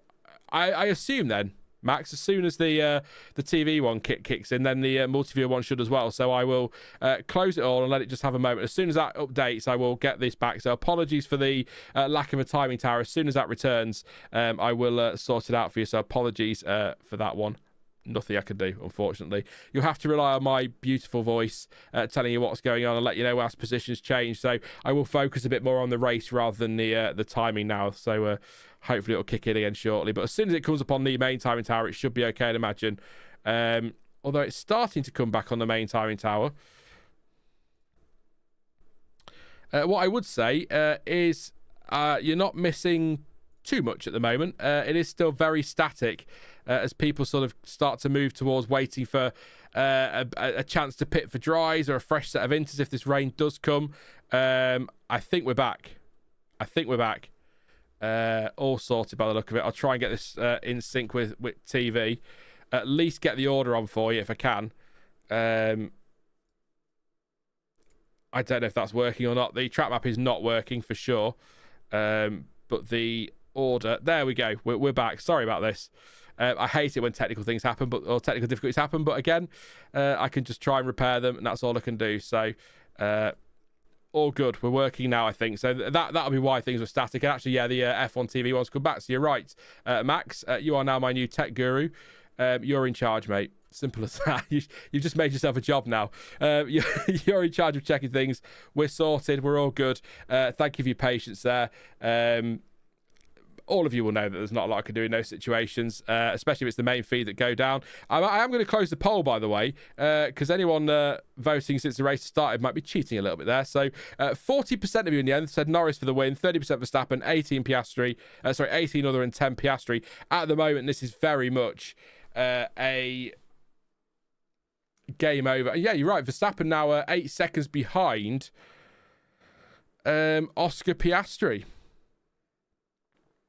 So the pace just isn't there. So I wonder if he's pretty much... We did think, didn't we, that McLaren would disappear with this if it was dry. So not a huge surprise. Norris was looking cool. Well, half a second slower on the last lap than Lando Norris. So what I'll do is, because we lost the timing, I'll read you through it very quickly. So Lando Norris is still still leading, 1.9 clear of Piastri, who was quicker by half a second on the last lap, so he's closing in. Max Verstappen down to third. He made that mistake at turn 11, went straight on, which cost him a few spots around the camera lens, by the way, cost him a lot of time and a position. He's 8.8 behind Piastri. Russell in fourth place, 8.8 behind Verstappen. Leclerc 4.5 behind Russell in fifth place. Sonoda 8.5. Lost gear sync, Hamilton says, by the way, on radio. But Sonoda 8.6 behind Leclerc. Albon 2.4 behind Sonoda. Hamilton only 4 tenths behind Albon. That could be a move in a moment. 3 tenths now. 2.9 Gasly to Hamilton. Gasly 9th place. Alonso in 10th. Stroll 11th. Stroll 4.1 behind his teammate. Alonso 1.8 behind Gasly. Antonelli right on the back here of Lance Stroll. 300ths of a second. So that's going to be a move as well very soon. In fact, there goes Antonelli up into 11th place in turn 11. Hulkenberg 13th. 11.1 behind Stroll. Bortoleto 2.3 behind his teammate in 14th place. Lawson 5.9 behind Bortoleto. Ocon 3 seconds behind Lawson, and Bearman 1.9 behind Ocon. If you're just tuning in, we lost Carlos Sainz at turn 14 under the safety car. He spun off and into the wall. Jack Doohan caused the safety car by crashing just after turn 5 on a run to turn 6 in a straight line, losing it and crashing into the wall. Very wet down there. And Isaac Hadjar crashed on the first formation lap, which is why we only have 57 race laps and not 58. So that's your update. Please do drop a like, by the way. 1,100 of you are still here, so thank you very much for sticking with me through the technical difficulties. Hopefully that is it for the race. We'll see. So please do leave a like. We're 19 away from 200. That'd be amazing. And subscribe as well if you are new. Lots to come this season. The track map is definitely still playing up. And just to confirm as well, by the way, Hamilton, Albon, Sonoda, Alonso, all no further investigation for the safety car infringement. So there we go. Stewards are obviously happy with that one. Obviously. 24 of 57 is the lap count. We are plodding along here. It's not an absolute thriller, but a few incidents, like I said, as I ran through the order there. At least Antonelli is moving up. Lawson is just doing his best impression of Perez, says Addy Boy. I mean, Lawson took a while to get past Ocon, didn't he? But he's got through and he's now 3.9 on the road. So Piastri, this is coming to Piastri a little bit. 1.7 behind Norris. Fastest lap of the race to him at the moment. That doesn't count for anything, of course, this year. But last lap, 29.9 for Norris and 29.7 for Piastri. So those intermediates of Verstappen's have definitely seen better days. 10.5 seconds behind Oscar Piastri. So looking very much now as though this is a two-horse race for the win between Norris and Piastri, unless it absolutely hammers it down, in which case that might bring Verstappen back into play. He has already said on the radio, if it rains anymore, he wants a fresh set of intermediates. So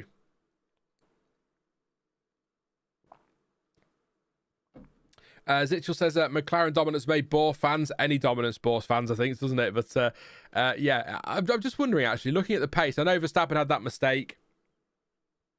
As Hamilton having a go here at Alex Albon. Just watch this quickly. No, Albon keeps the position. I did think if it had stayed dry, whether we might have seen something close to McLaren 98 Australia, where they lapped up to and including third place, I believe. Pretty much lapped the entire field apart from themselves. Leclerc says, is there a leakage? He's then asked a leakage of what? He says, I have the seat full of water.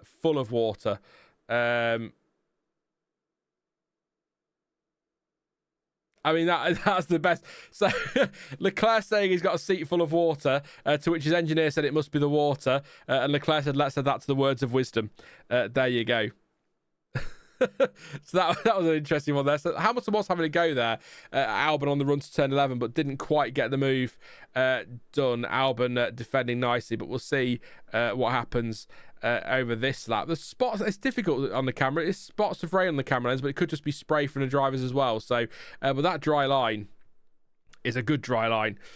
So I think if they could switch to dries, they would, but I mean, the start-finish straight looks bone dry, doesn't it? So, as Piastri continues to close in, last lap, a 1:29.687 for Norris and a 1:29.626 for Piastri. So, a couple of hundredths in it there, a few hundredths in it, but fastest lap from Piastri as well. So, this is very much Norris versus Piastri for the win. I think Verstappen, unless it rains again, is probably pretty much out of this one, but very much no man's land for Verstappen today.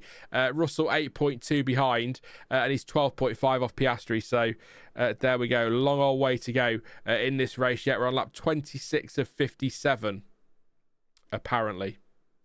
So getting on for the halfway mark. Don misses Murray Walker. Very much so. Yeah, that would have been quite epic today, wouldn't it? Sophia hopes that Lando wins. Albon is holding Hamilton up. His best bet is the pit stops. Says Hans. Yeah. Hamilton can't get the job done, can he, on Albon here? So that's an interesting one to keep an eye on. My parents probably wouldn't take me, and it's also too expensive for me and my family right now. Wish to go when I'm older. Emma, I assume having a conversation with somebody else there about going to a race. If you can get, highly recommend it. Silverstone's a lot of fun, to be fair. I think they all pretty much are now, aren't they? Big events across the whole weekend and not just about the racing, lots of concerts and things. So, but yeah, definitely worth it if you can get. But I know F1 races are kind of crazy expensive, unfortunately. But, you know, same with everything now, isn't it? I was going to say, I don't want to get political, but, you know, everything's expensive these days, F1 even more so. But I do recommend it. Just trying to work out what I think the driver tracker is definitely delayed. So in fact, I have a suspicion. I'm going to close it again, give it a refresh and see if we can get it sorted. You can watch me do it live. It's always a laugh. and see if we can get that up to speed again. But it's definitely on delay, that. So apologies for that. Nothing I can do, unfortunately. I have got it set to the same as Sky, so it should all be up to date, but it's just not doing it. So to confirm, Norris and Piastri, for example, just coming through turn 6 on the driver tracker, but actually they're already coming into turn 11. So I don't know why that's doing that. So apologies. Give it a refresh again. It might work. It might not. Or I'll just ruin it again. All sorts of problems today with this. I don't know why, but there we go. It's all gone again. Isaac Hadjar there on the pit wall with his team. Gutting for him, of course, today, crashing on the way to the grid, which was a real shame for Hadjar. Qualified so well yesterday too, as we said earlier, 11th place. So hopefully bounces back in China in a week's time. Don't forget, actually, kind of a bonkers busy start to the season. 5 races in 6 weeks. So timing's gone again. I assume we've lost the official timing as well. So thinking about it, could be the weather. There are thunderstorms around, aren't there? So could be the weather that's causing some of the issues here. But water in the system somewhere. I don't know. As soon as it comes back, I will have it back on for you. All I can do again is continue to apologise, really. Yeah. We are in lap 28.57.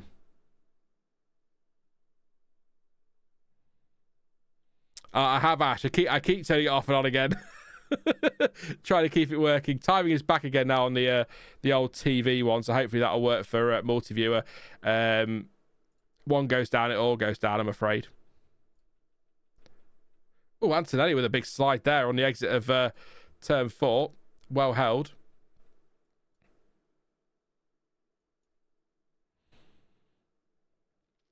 Apologies for me being just quiet for a second while I try and get this to work. Here we go. We're coming back again.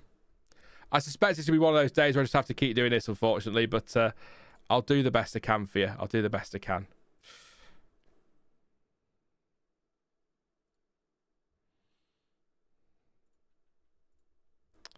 Just catching up with the live at the moment. It takes a few seconds, this one. 20 seconds or so. But Norris is still leading. You've not missed anything. 9/10 of a second between them. So there we go. We're back again. We're away again. For now. If the track back crashes again, I'll just leave it and not bother. Because it's easy to throw the timing off when I do that. So I'd rather have timing than anything else. So maybe I'm in the minority. I don't know. There we go. So Norris, Piastri, Verstappen, Russell, Leclerc, Fernando, Albon, Hamilton, Gasly and Alonso, your top 10. We are at the halfway point, just over the halfway point. 7/10 between the top 2 on the official timing, 9/10 on this one. So I don't know what the difference is there. But if you were giving the Grand Prix a rating right now, based on the first half of it, what would you give it out of 10? 10 being, wow, that was the best thing I've seen in my life. And 1 being, why did I waste my time getting out of bed? Let me know in chat. I'm intrigued. Very much intrigued. I suppose it depends. If you're a Lando Norris fan, you probably give it a 10. If you're an Isaac Hadjar fan, then it's probably a 0. So there you go. But Piastri is now all over the back of Lando Norris. 7 seconds. They are officially coming down, or they are on the TV, sorry, coming down to turn 3. So the driver tracker is wrong. I'm not going to keep saying it. I can't do anything about it. So I'll keep you updated what's happening. Watching Piastri now all over the back of Lando Norris. I'm getting ready for a net to go absolutely wild in the chat if this was to happen. So a little bit of pressure now on Lando as Norris comes through. Lap time deleted for Lawson. Track limits turn 6 on lap 28. So yeah.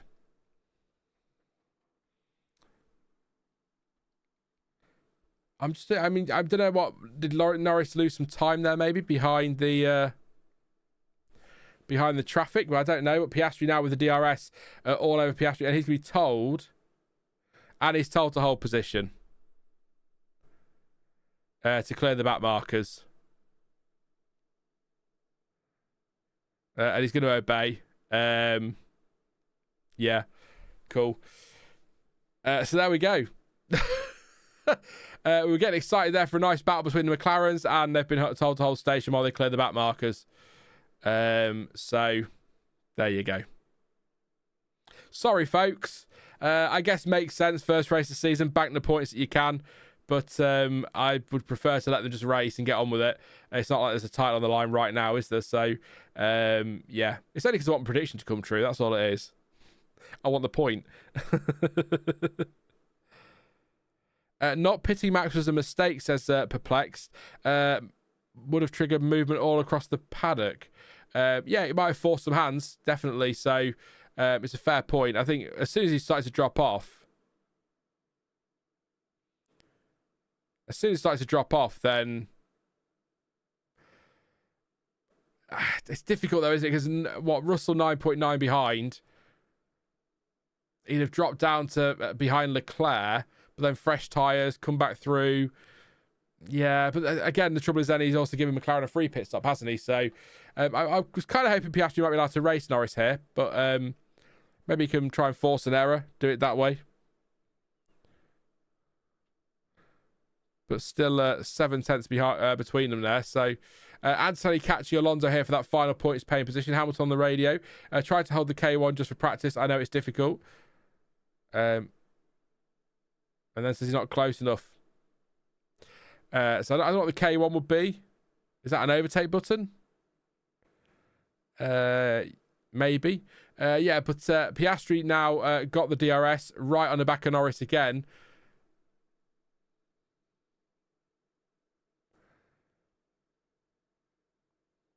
Zach Brown's on the Sky pit wall here, so I'm just going to listen to what he might say here. Nothing, apparently. He's here, thank God. How would we have coped without him? Yeah. He says time to go racing. And it's now 1.4 seconds the gap. So, or now 1.1. It's gone down again. Now it's up again at 1.4. So, I think, just to give you a heads up, I think the timing is well off at the moment. So I'm going to try and sync it back, but it may just be something we're going to have to struggle with a little bit today. But it's roughly right. That they are the positions at least, even if that's not where they are on track. For example, again, driver tracker says Norris crossing the line. Actually, they're already down at turn 10. So, yeah.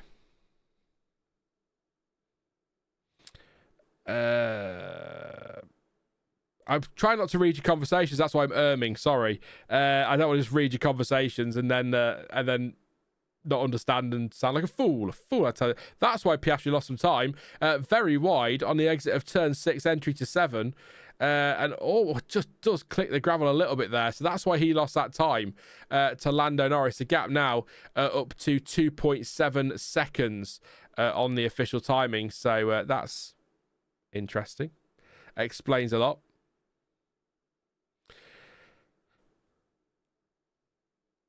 MVGA says if Hamilton can't make anything happen this season, he should seriously consider retirement. Ash says Piastri at 2.2.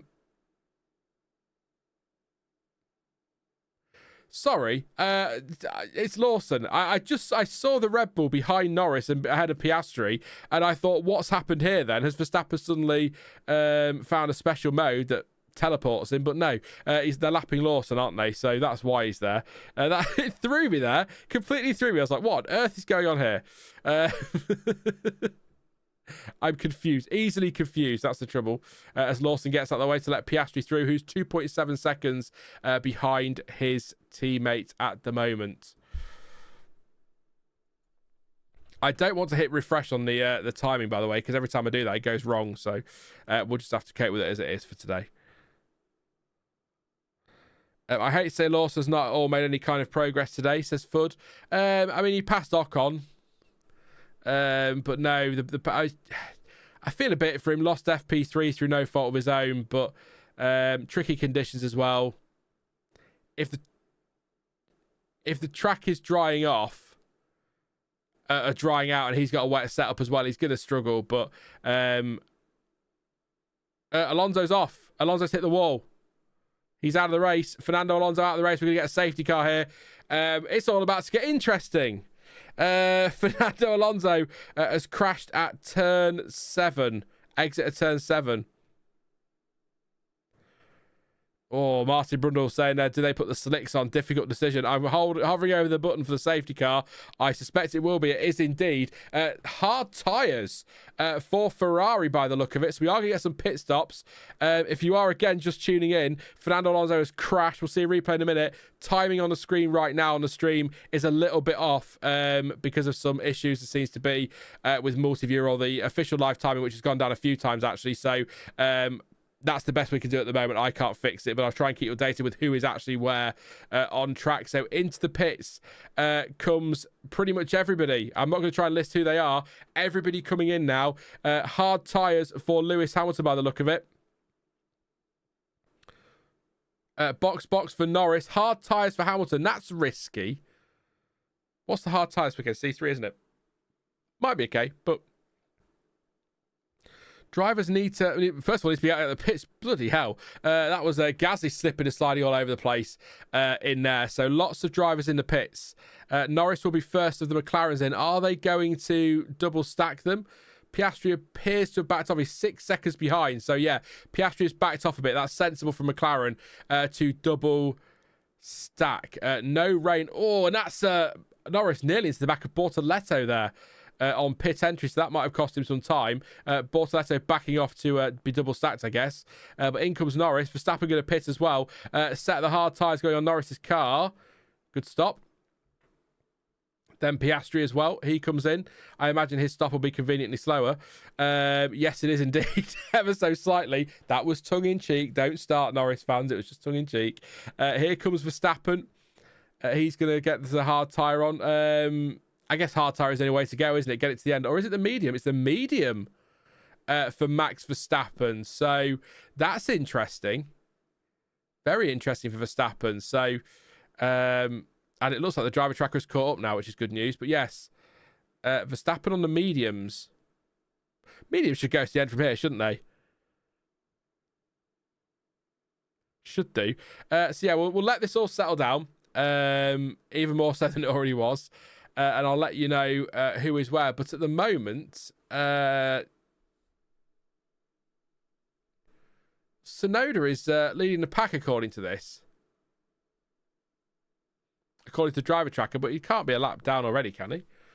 Almost. Oh, he was quite a way back, wasn't he? But this does bring Bortoleto, Ocon, Bearman, Lawson back onto the lead lap as well. As the Ferrari slipping and sliding there of Charles Leclerc out of the pit lane. So, hard tyres for Norris, Piastri, Russell, Leclerc, Hamilton, Gasly, Antonelli and Stroll. Mediums for everybody else. Ocon and Bearman yet to stop, according to this. So, our Haas going to just think about a gamble here for some more rain, maybe. Even if the rain comes, though, they're going to need to change tyres, aren't they? So...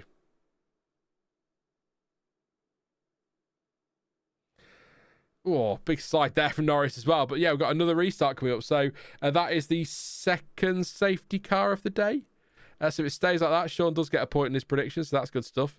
We haven't seen a replay of Alonso yet, have we? So I guess they have to keep up with the pit stops and let us know what's going on. But yeah, everyone on hards except for Lawson, Bortoleto, Hulkenberg, Albon and Verstappen on the mediums, and then Inter still on the two Haas drivers. In fact, the safety car letting the lapped cars, or the cars that would have been lapped, back through. So Norris is still leading. Yeah, I thought it would have been. Oh, this is going to be interesting. So they haven't even started to recover Alonso's car yet. There'll be a couple of reasons for that. Firstly, it's in a bit of an awkward place to get a recovery vehicle to. And secondly, they need the pack really to bunch up behind the safety car, and they are well spread out at the moment because of all those pit stops. You can't really drive a recovery vehicle down the track without the safety car having the pack behind them. So I'm just wondering...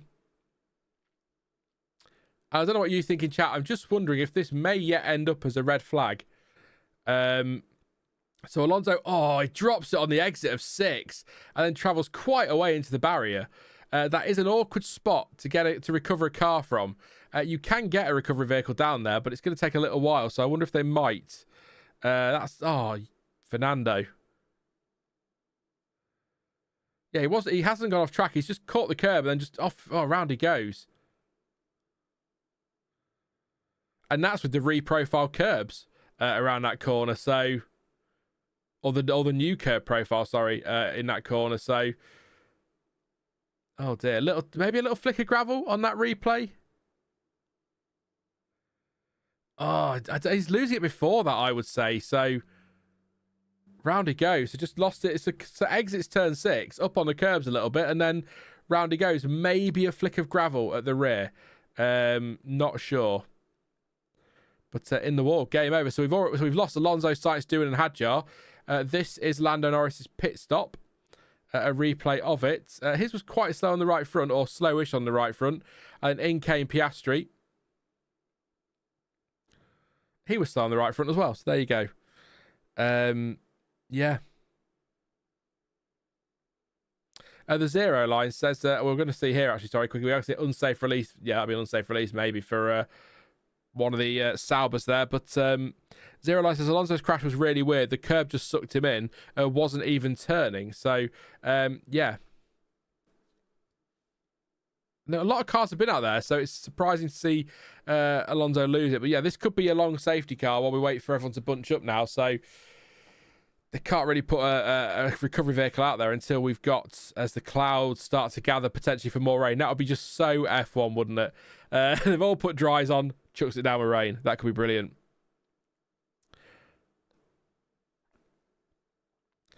So I'll do a recap in a minute of where we're at. We're 20 laps to go in this one. Lap 37 of 57.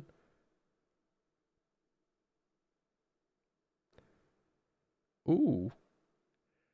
So this is Piastri's radio.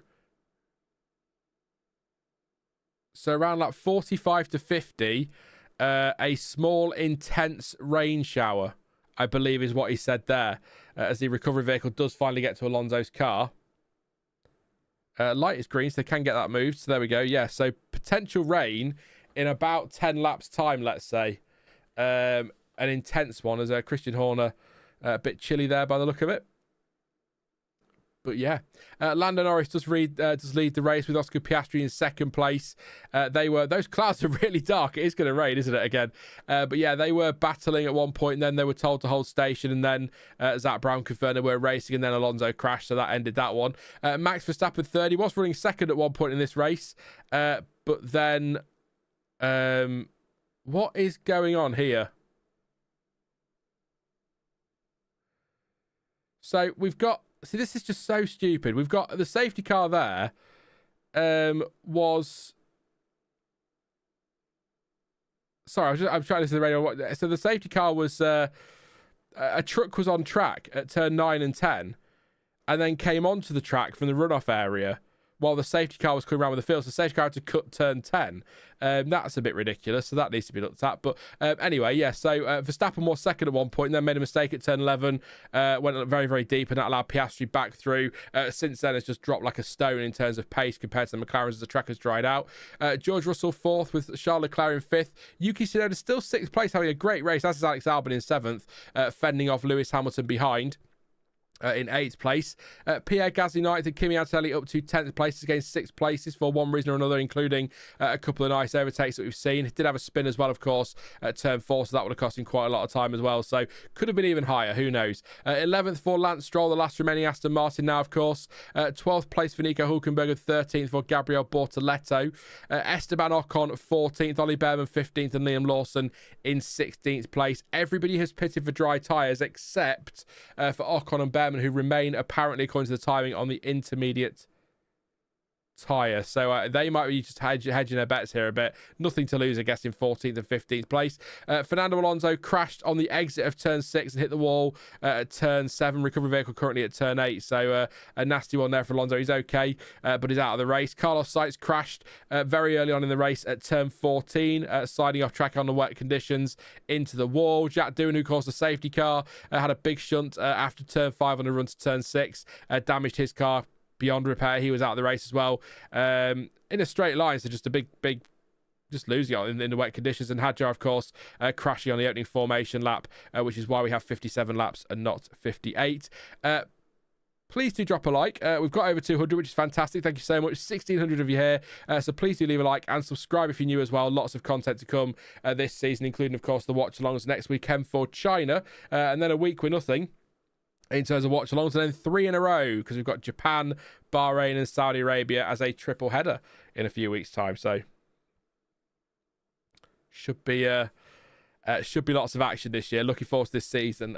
Looking very good. Early days in this championship, but certainly for the first part of the season, looking good for McLaren, isn't it? So maybe their first driver's title since 1999, since 2008. Sorry, its first constructors was 98, wasn't it? 2008, Lewis Hamilton. So long old way to go. 23 more races after this, plus sprints. So you never know. Things will change this season, particularly early doors with the development war and also the new technical directive in Spain could mix things up. So a couple of you said in chat you think this should have been a red flag. It has been going on a while. The first safety car went on quite a while as well, didn't it? But I think they've got Alonso's car clear now. It's just a case of sweeping up the debris. So hopefully we'll go racing pretty soon. Track is dry enough for dries, clearly. So this is what I was thinking. Ocon's saying we know what we're doing this, but if it doesn't rain, we're going to need slick tyres because they'll be quicker. The other thing as well is if it does rain, I mean, Ocon's Inters are 33 laps old. If it does rain, what use are they going to be in the rain anyway? Bearman's got 8 lap old Inters. They should be okay, but you burn them out, you're in trouble, aren't you? So there you go.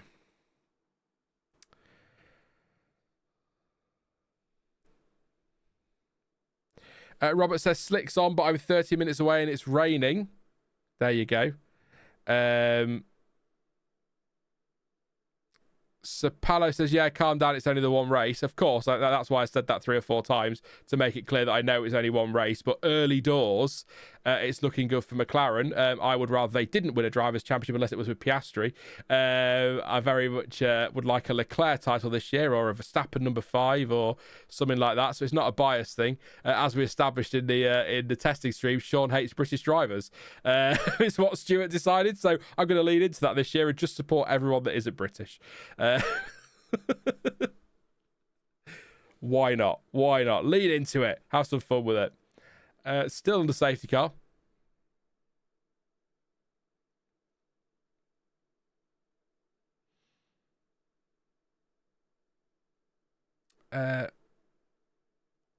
Crofty, I think that I'm just trying to listen to him, just talking there about he thinking maybe it should have been a red flag.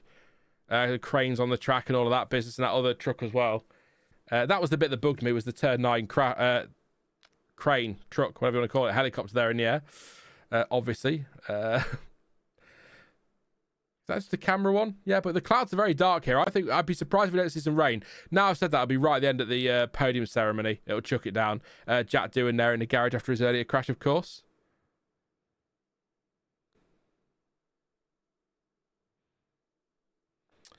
Don says most chatters seem informed on F1. We've got a great community here of old fans and new fans, and it's a great community here. So we don't do toxic, and we chat about F1. A lot of people are very knowledgeable, some still learning, and we try and help them out with what we can. So safe space, good people, nice and chill this morning. It's 5:30 a.m. in the UK, by the way. 17 laps to go. Don says in Canada, let us know in chat where you're watching from today, and while we wait for the safety car to come in. Lap cars, I assume, may now overtake because the green light has gone on top of the safety car. In fact, they are overtaking now, so there we go. So we are about to get going. So let us know where you're watching from. I'm obviously watching from Lincoln in the UK, so there we go. Ooh, Norris with the lock up there. So Norris now been told that shower they were talking about will last longer than the 1 lap they originally said. So it could be raining for quite a while if it does come. So that's going to be interesting. That's going to be good, especially now they're all on slicks. I still think Ocon would have been better if they were going to take this gamble, just coming in for Inters at a fresh set, to be honest. But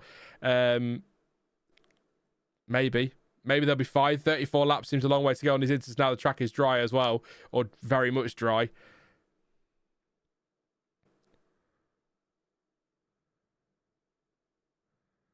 Norris being reassured there as well by his engineer they did not fit the wrong tyre for the conditions, so that's interesting.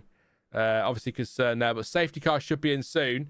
Lap cars may now overtake. That was Bortoleto, Ocon, Bearman and Lawson. There's a little lock up there from Norris, that's why I went ooh earlier. when we were looking back from the safety car. But I assume one more lap and then lap cars will... And into the pits come both of the Haas drivers. 7 minutes until the rain comes, according to the FIA and F1. But now that the Haas drivers have come in for slicks, medium tyres for them, Ocon going out, Bearman going out. I think Bearman's about to fall a lap down again here. So whatever Haas were faffing about at, that hasn't worked. And I think Bearman's going to have to... He can unlap himself now. They can't. He still can. No, he can't unlap himself, can he? That's just stupid. That's really stupid. They can't let him back through again. What's the Bearman going to do then? Can he go back through safety car? No, he can't. So Bearman is now a lap down. So that hasn't worked. So I don't know what Haas was faffing out there. But that has not worked at all. At all. And he's right between Piastri and Verstappen. So that's not going to be great for Verstappen at the restart, is it? So this is why, and I know that it's a timing thing, and it's a bit complicated. I do feel like if you're a lap down, you should be just dropping to the back of the pack rather than having to unlap yourself and join the back of the pack. You're going to get laps again anyway, but that's just me being grumpy, though. Yeah, Bearman kind of coming out the pits in front of Verstappen, then slipping aside. Verstappen can't do anything about that, and that's now going to compromise him at the restart. So Bearman's unlapping himself, but the green light is not on the safety car. So unless he's specifically been told to do that, he might be in a bit of bother. We'll keep an eye on that. With all due respect to Bearman, if he does get a penalty, it's not exactly going to destroy his weekend, is it? It's not been the best for him, bless him. He's had a difficult one, but we are going to go racing now. Safety car is in this lap, so we are getting ready. I'll get my finger on the button ready to pop up the green again. Ready to go. Haas blocking Max for the restart. There you go.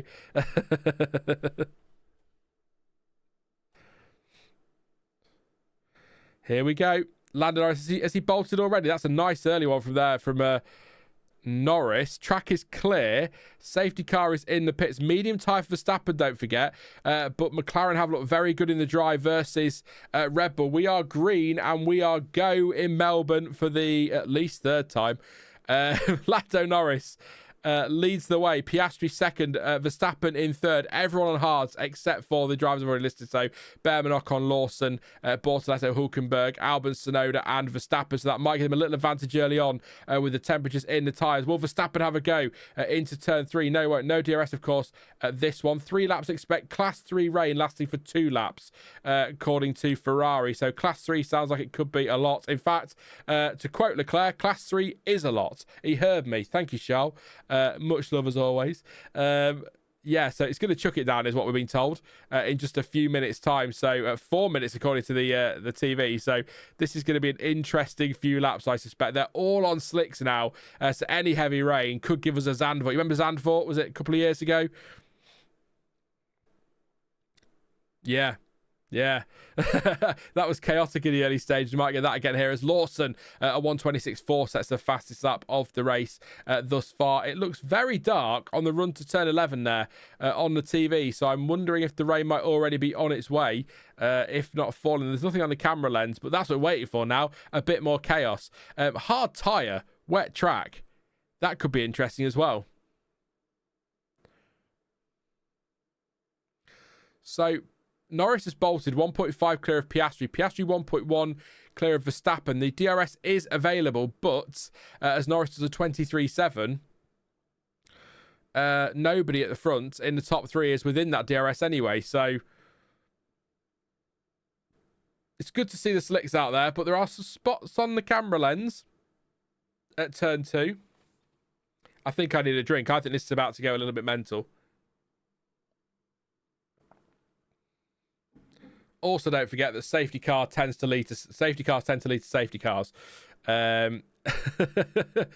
Zach Brown with his hand sticking out there, just trying to check for the weather. That's why they should have went with soft. Some gates of track position come in for Inters. Tend to agree, Hans. Ted says the wind has really picked up. He's in the pit lane, of course. For Sky.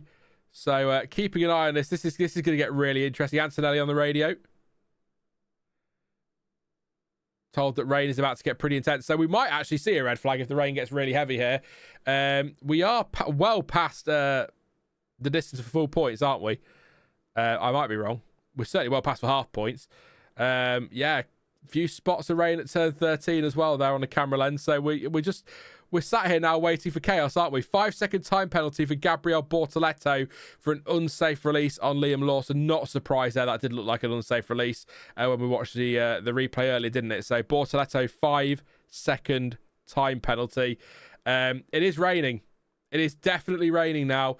This is about to get a bit tasty. We've got a nice little gaggle of cars here, all with DRS. Almost 3 wide on the run to turn 3. A big lock up there for Tsunoda, but he's still kept it going, so he's okay. But this is Tsunoda, Leclerc, Albon and Hamilton all battling hard here for what is P5.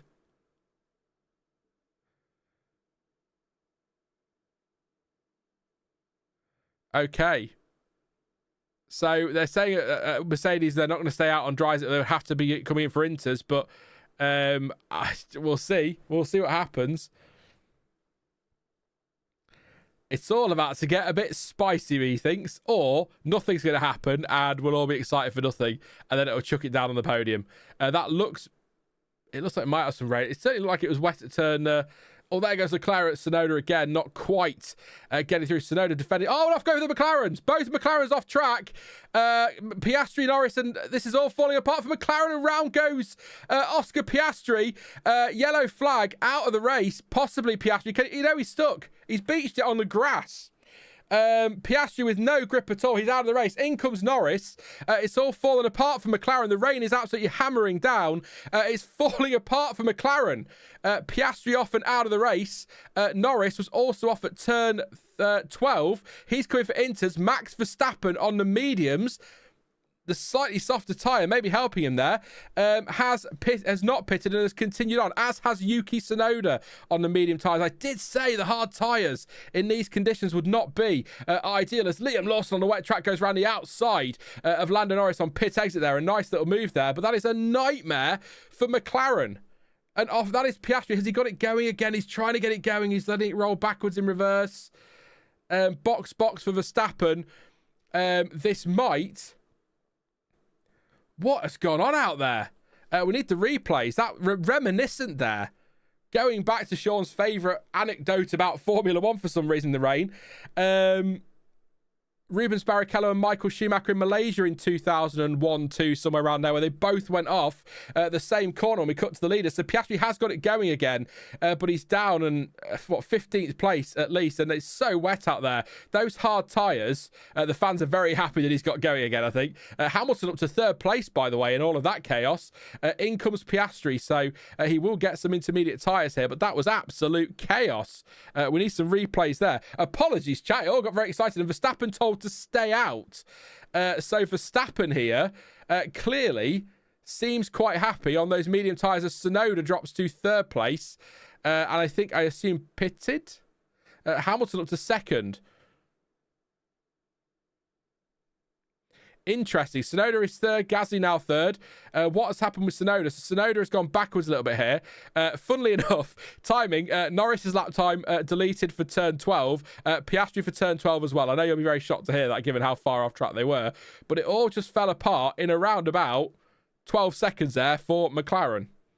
I want the replays. Norris, Russell, Albon, Stroll and Antonelli all on the inters. Verstappen told to stay out. Verstappen saying we need to make a decision if the rain is coming. He's been told he'll let him know. Verstappen seems... I'm not going to say it. I'm not going to say it. But I do wonder if the mediums were the way to go. Then Hamilton and Gasly are out there on the hards, aren't they? And they're fine in the top 3. So there we go. Norris down to 6th. Piastri 15th. It's so slippery. It's down. It's this final sector, it seems to be. The worst part. So Verstappen tiptoes through there. Yeah, he's got to pit. Yeah, Verstappen needs to pit, and he will pit. I know he's told to stay out again. It's the final sector.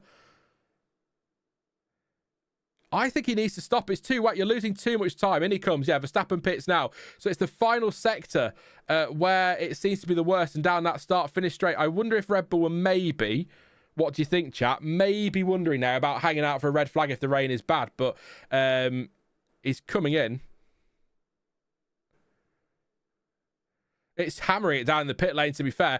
Lewis Hamilton leads on debut for Ferrari. And I'll tell you what, the time Verstappen lost there in that final sector is going to drop behind Lando Norris, who did pit for intermediates. So as it stands, it's a Ferrari 1-2. Those Ferraris, if those conditions carry on around the rest of the track, are not getting around this lap. In fact, Leclerc is already falling away behind Norris. That was a silly call there from... We've got Antonelli, I believe, off track. At 13. Bortoleto as well. Or is it just... No, it's Bortoleto. I'm looking at the wrong driver tracker. It's Bortoleto off at turn 13. And we've got... not Hadjar. Lawson in the wall as well. This is still got Bortoleto and Lawson both off. So Lawson at turn 2 where Hadjar crashed. And Bortoleto, I think we're about to get a safety car. Oh, and that's... Yes, Bortoleto spun. This is chaos. It's a safety car. I don't know what's happening anymore. I give up. Let's all guess. Somehow, Norris is back in the lead. We'll get some replays at some point, but it looks like we've lost Liam Lawson and we've definitely lost Gabriel Bortoleto, who are on the dry tyres. So anyone who stayed on dries, that was a mistake, a big mistake. However, if you're Ferrari, you've nailed this because Hamilton and Leclerc can now pit for Inters, and because it's a safety car, just let me check this a second. I might be wrong. What's the safety car? Because Hamilton might rejoin on the podium here. Oh, so Norris goes off and then just followed by Piastri on the wet conditions and then immediately pit. That was smart from Norris just to come in and make the stop. And that put Piastri into the spin. What's the... I think about 11 seconds, isn't it, for a safety car pit stop? Oh... So they've just both come across the rain shower. Like I say, like Barrichello and Schumacher at Malaysia all those years ago. First to find the wet track and off they go. Oh, what a mess that is. We're down to... How many runners are we down to? 13? 14? Maybe 15. I've lost count. So Leclerc did spin. Leclerc had a spin as well. So Hamilton comes in. So they will drop behind Verstappen and Russell. So they've got a shot at a podium. But I'd forgotten that others are pitted for instance, hadn't they? So Tsunoda, I imagine. Albon up to 4th. So this hasn't worked for Ferrari. I was just getting excited. Stroll up to 6th. Antonelli up to 5th. Somehow. Hulkenberg 7th. Gasly in 8th. So this hasn't worked for Ferrari. So apologies, Ferrari. Sorry, Anushka. I got excited there. I see Ferrari try to be on strategy. I hope that for once they get it right. And I'm always left to feel like a fool. A fool, I tells you. But yeah. No, Norris leads. Verstappen 2nd, Russell 3rd, Albon 4th, Antonelli 5th, Stroll 6th, Hulkenberg 7th, Gasly 8th, Hamilton 9th, 10th for Leclerc, 11th for Tsunoda, 12th for Ocon, 13th Piastri, 14th for Bearman. We are down to 14 runners in this race. Yeah, and we haven't got long to go. We haven't got long to go. Oh, somehow... in all of that, Norris is still leading this Grand Prix. I thought they bottled it there, McLaren, or not bottled it, but caught out by the conditions. But I think the fact that Norris just came straight in probably saved him massively there. Verstappen stayed out a lap too long for sure, as did Ferrari at least a lap too long. So, but Verstappen is P2. This is still game on at the front. Wow. Antonelli 5th. What a turnaround there. I know it's been chaotic, but that's still a gain of 11 places.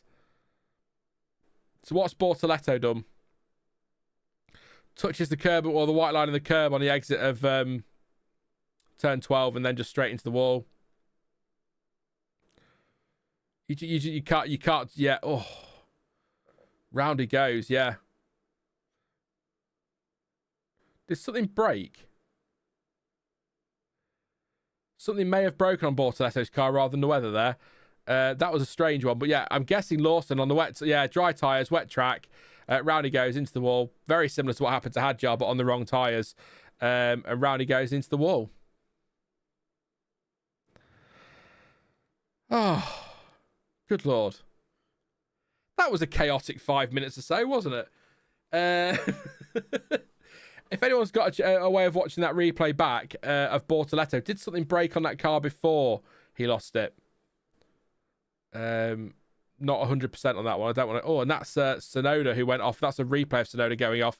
5 second 10 penalty for Bortoleto was served according to the stewards. So there we go. They've just confirmed that. 1, 2, 3, 4, 5, 6, 7, 8. We've got 8 teams scoring at the moment today, by the way.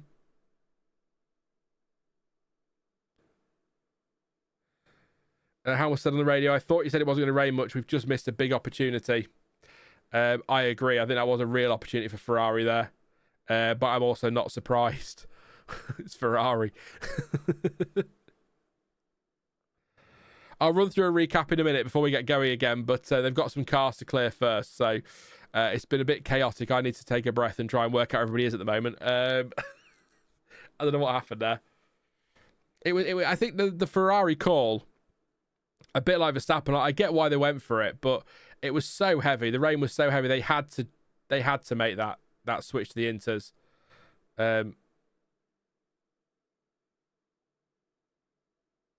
Yeah. A bit of a surprise there, actually. They didn't call him in. In fact, I was watching the replay here of Leclerc battling with the Racing Bulls of Tsunoda, and I feel like that's the point you pick. You can see it's too wet. Surely, as a driver, you've got to know that. But then I guess they have got the radar. If the team is saying it's going to dry up quickly, then I suppose you try it. But it just hasn't worked at all for Ferrari. Didn't work for Verstappen, although not as dramatically. He's still second place. Yeah. A lap earlier. Easy with hindsight, of course. They've got to make the call they're making in the moment, but clear track sector 2, so we should be pretty much ready to go racing very, very soon. So Lando Norris somehow still leads the Australian Grand Prix. Wet weather. A big shower hit. Him and Piastri both went off track at turn 12 as lap cars may now overtake. That's just Ollie Bearman. Yeah, they both went off at turn 12. Piastri spun, got stuck on the grass, no grip at all. Took him ages to get going again, which is why he's down to 13th place. Max Verstappen stayed out on the dry tyres initially, was leading, but then the rain got too heavy, had to pit for dries. Norris got back through into the lead. Russell up to 3rd place. Albon in a brilliant 4th as well, with Antonelli all the way up into 5th place at the moment. Lance Stroll in 6th. Nico Hulkenberg 7th. Gasly in 8th place. I imagine that's pretty much everybody pitting when they needed to, really. Hamilton and Leclerc were briefly 1 and 2 for Ferrari through the rain and pit stops. They tried to brave it on the dry tyres. It didn't work. Both had to pit for wets and then fell back down to 9th and 10th, or intermediate tyres, I should say. 11th for Tsunoda, 12th for Ocon, 13th for Piastri. Explain where he ended up in that one. And Ollie Bearman in 14th. Liam Lawson spun at turn 2 on dry tyres on a very wet track. He crashed out. Bortoleto crashed at turn 12. Alonso crashed at turn 7, 6-7. Sights in the wall at turn 14 on the first lap, first lap. Doohan crashed out on the first lap as well, and Isaac Hadjar crashed out before the race even started. So it's been a chaotic Australian Grand Prix. And I can't remember half what happened, and that's just running through that order. And there's a lot in between as well. Yeah, what a race. Chaos, absolute chaos. Martin Brun just saying there to Crofty, I think we saw about pit stops, that the drivers won't pit again now. 7 laps to go. Yeah, safety car comes in now or next lap or whenever. It'll be next lap now, I assume. Even if it dries up, you're going to stay on the inters, aren't you? There's no point risking that. Driver of the day vote closed in 6 laps. I don't know who everybody else's driver of the day is, but I think you've got to give Albon a shout out there, haven't you, in 4th place at the moment. So we'll do that at the end of the stream. ST, hey ST, hope you well, mate. Says why is Ferrari doing Ferrari stuff again? Don't. Just watching a replay here of Piastri and Norris off track at 12 when it all kicked off with the rain. You can hear the crowd there reacting to Piastri spinning off. And then I think this is going to be Leclerc's spin. It is indeed on the exit of 11. He got going again though. And again, ended up 2nd place at one point. Bortoleto. Oh. So something seems to have gone on Bortoleto's car, either as he's spinning or before he spins, because that wheel breaks. Safety car is ending. So Lawson had 2 spins, actually. One at...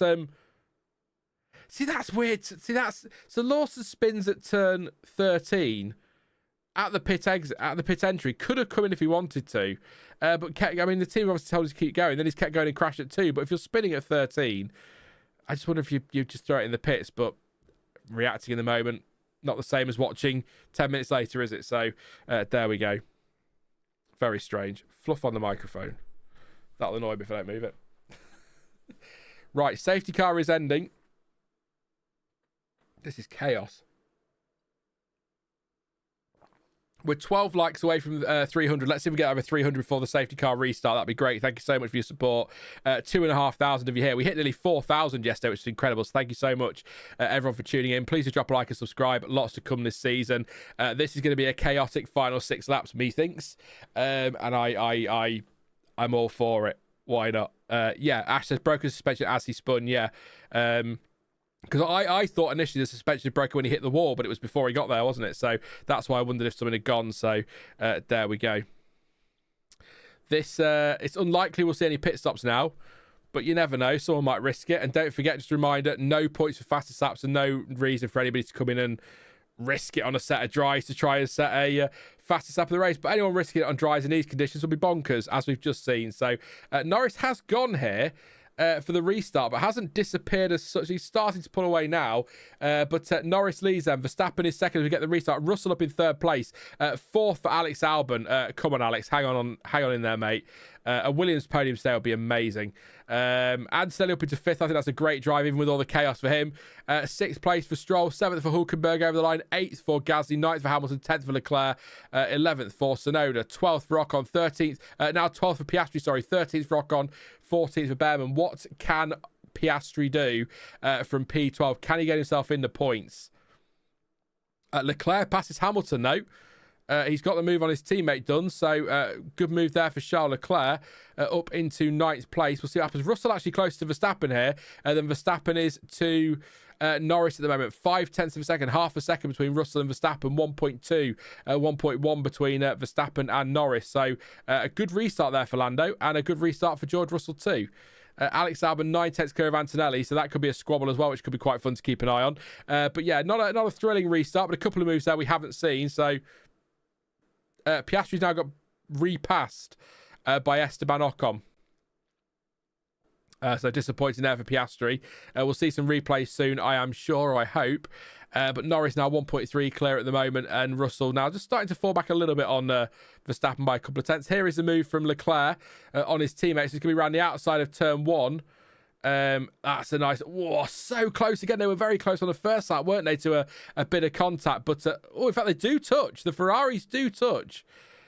So Leclerc's right rear does just touch Lewis Hamilton's left front end fence on his front wing. Only a little bit of contact, but still contact between the two Ferraris there.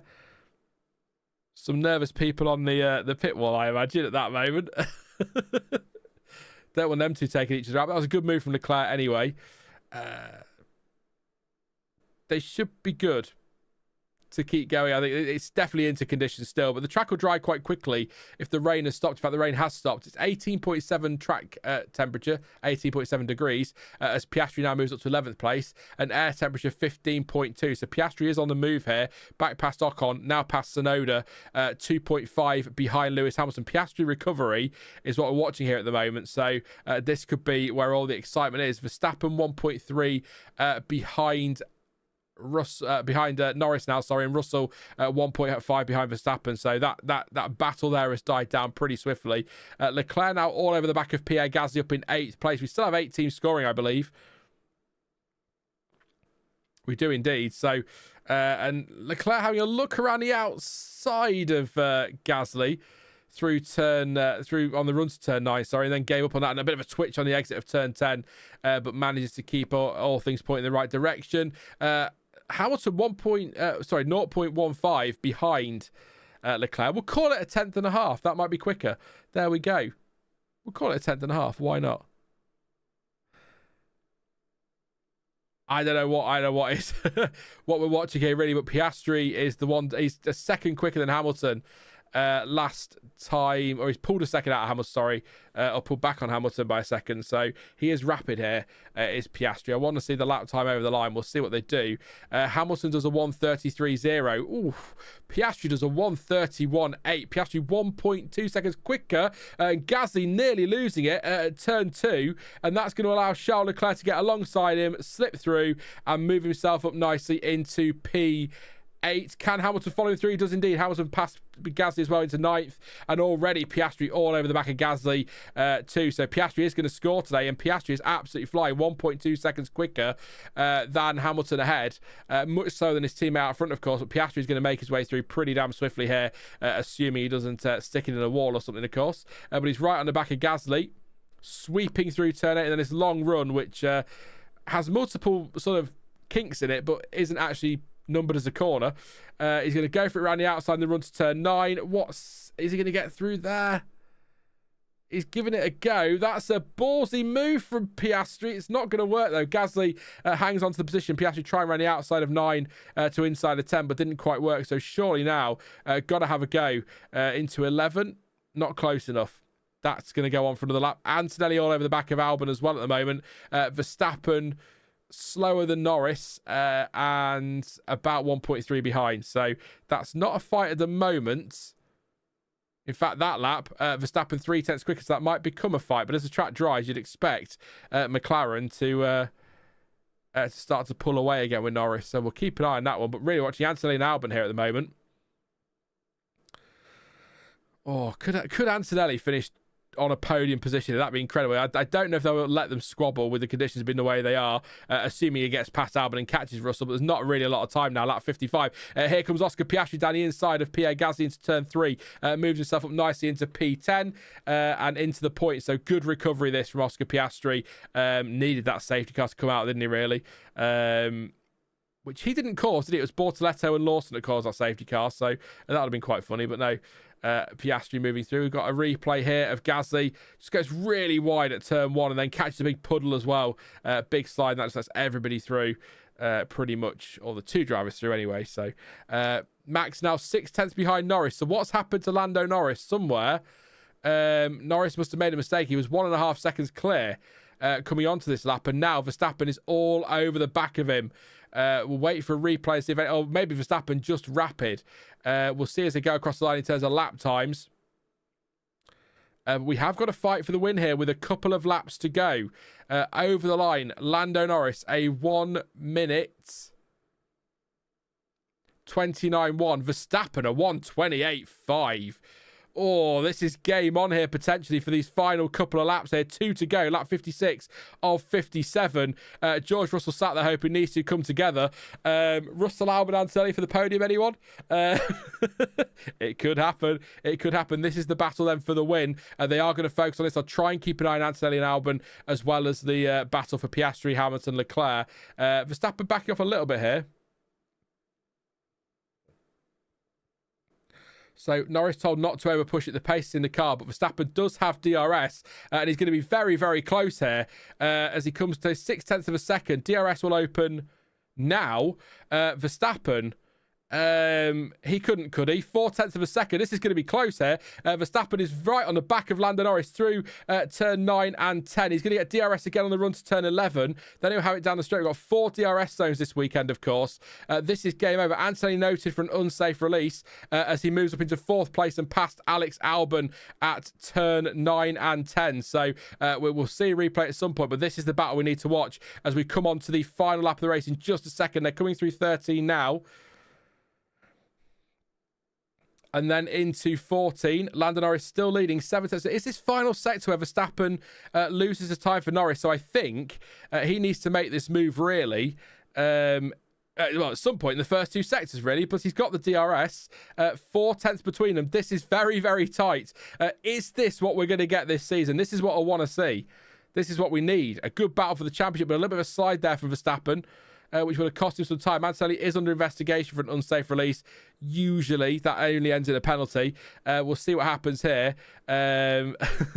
I think actually Norris driving quite nicely there through the first sector to keep Verstappen at bay for now. But Verstappen maybe will come back at him. It's now 0.6 of a second. This is going to be a dramatic finish here. Max Verstappen 7/10 back as they come through now to this long run all the way to turn 9 and 10. This is going to have to be, I think, a bit of a dive bomb at some point. But here goes Max Verstappen with the DRS. He's closing on Norris. Will he have a go? No, he won't. He's not close enough. Can he stay close through 9 and 10? This is where the McLaren has been stronger this weekend. He's going to have to do a dive bomb if he wants it. I think Norris is okay. Unless Verstappen fancies it. No, he doesn't. A 5-second time penalty for Kimi Antonelli for an unsafe release, but Lando Norris is going to hang on here for the victory. But Max Verstappen pushing hard. Another couple of laps, you know.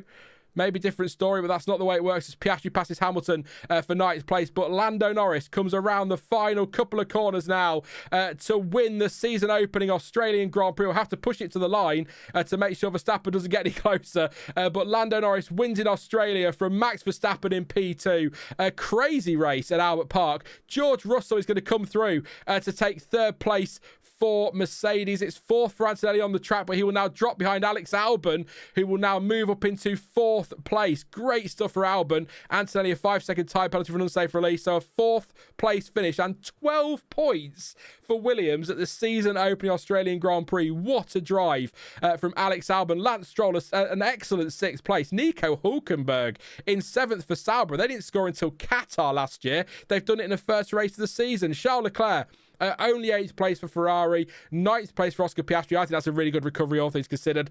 10th for Lewis Hamilton, taking that final point for Ferrari on debut. 11th for Gasly, 12th for Tsunoda, 13th for Ocon, 14th for Bearman. 1, 2, 3, 4, 5, 6, 7, 8 out of the 10 teams scoring in the first race of the season. What a start to 2025. There were a few little dips in that race. It wasn't an absolute thriller all the way through, but all the chaos, the rain, the racing all certainly made up for that in the closing stages and indeed earlier in the race as well. That was a crazy last 10, 15 laps, maybe. But yeah, 6 points on the board for Sauber. Pascal's going mad in the chat. 6 points on the board for Sauber in the season-ending race. Like I say, I didn't score until Qatar last year, and they've managed to pull that one off. What a performance from Nico Hulkenberg. Up 10 places. Anthony up to 11th, of course. Up 11 places, sorry, up to 5th place. I know it was a chaotic race, but still, you've got to keep it on the track in these conditions, and that's exactly what those drivers have done, so they deserve all the credit for their results. But yeah, Lando Norris wins the season opener. I'll run through the result in just a moment. We're going to watch Oscar Piastri around the outside. Wow, what a move. Oscar Piastri around the outside of Lewis Hamilton at turn 9. Then the inside of turn 10. That is a fantastic overtake from Oscar Piastri. Wow. If you wait for the replay, if you've not seen it, that's a cracking move. Well done, Aussie P. What a recovery as well. But Lando Norris got the fastest lap of the race. Doesn't mean anything again this season. No point for that one. So it is just the 25 points for Lando Norris today. I don't know who got driver of the day. Probably Lando Norris. But yeah, what a drive. What a drive from him. All things, because I mean, that off at turn 12, I thought it was over for McLaren. I thought they binned it.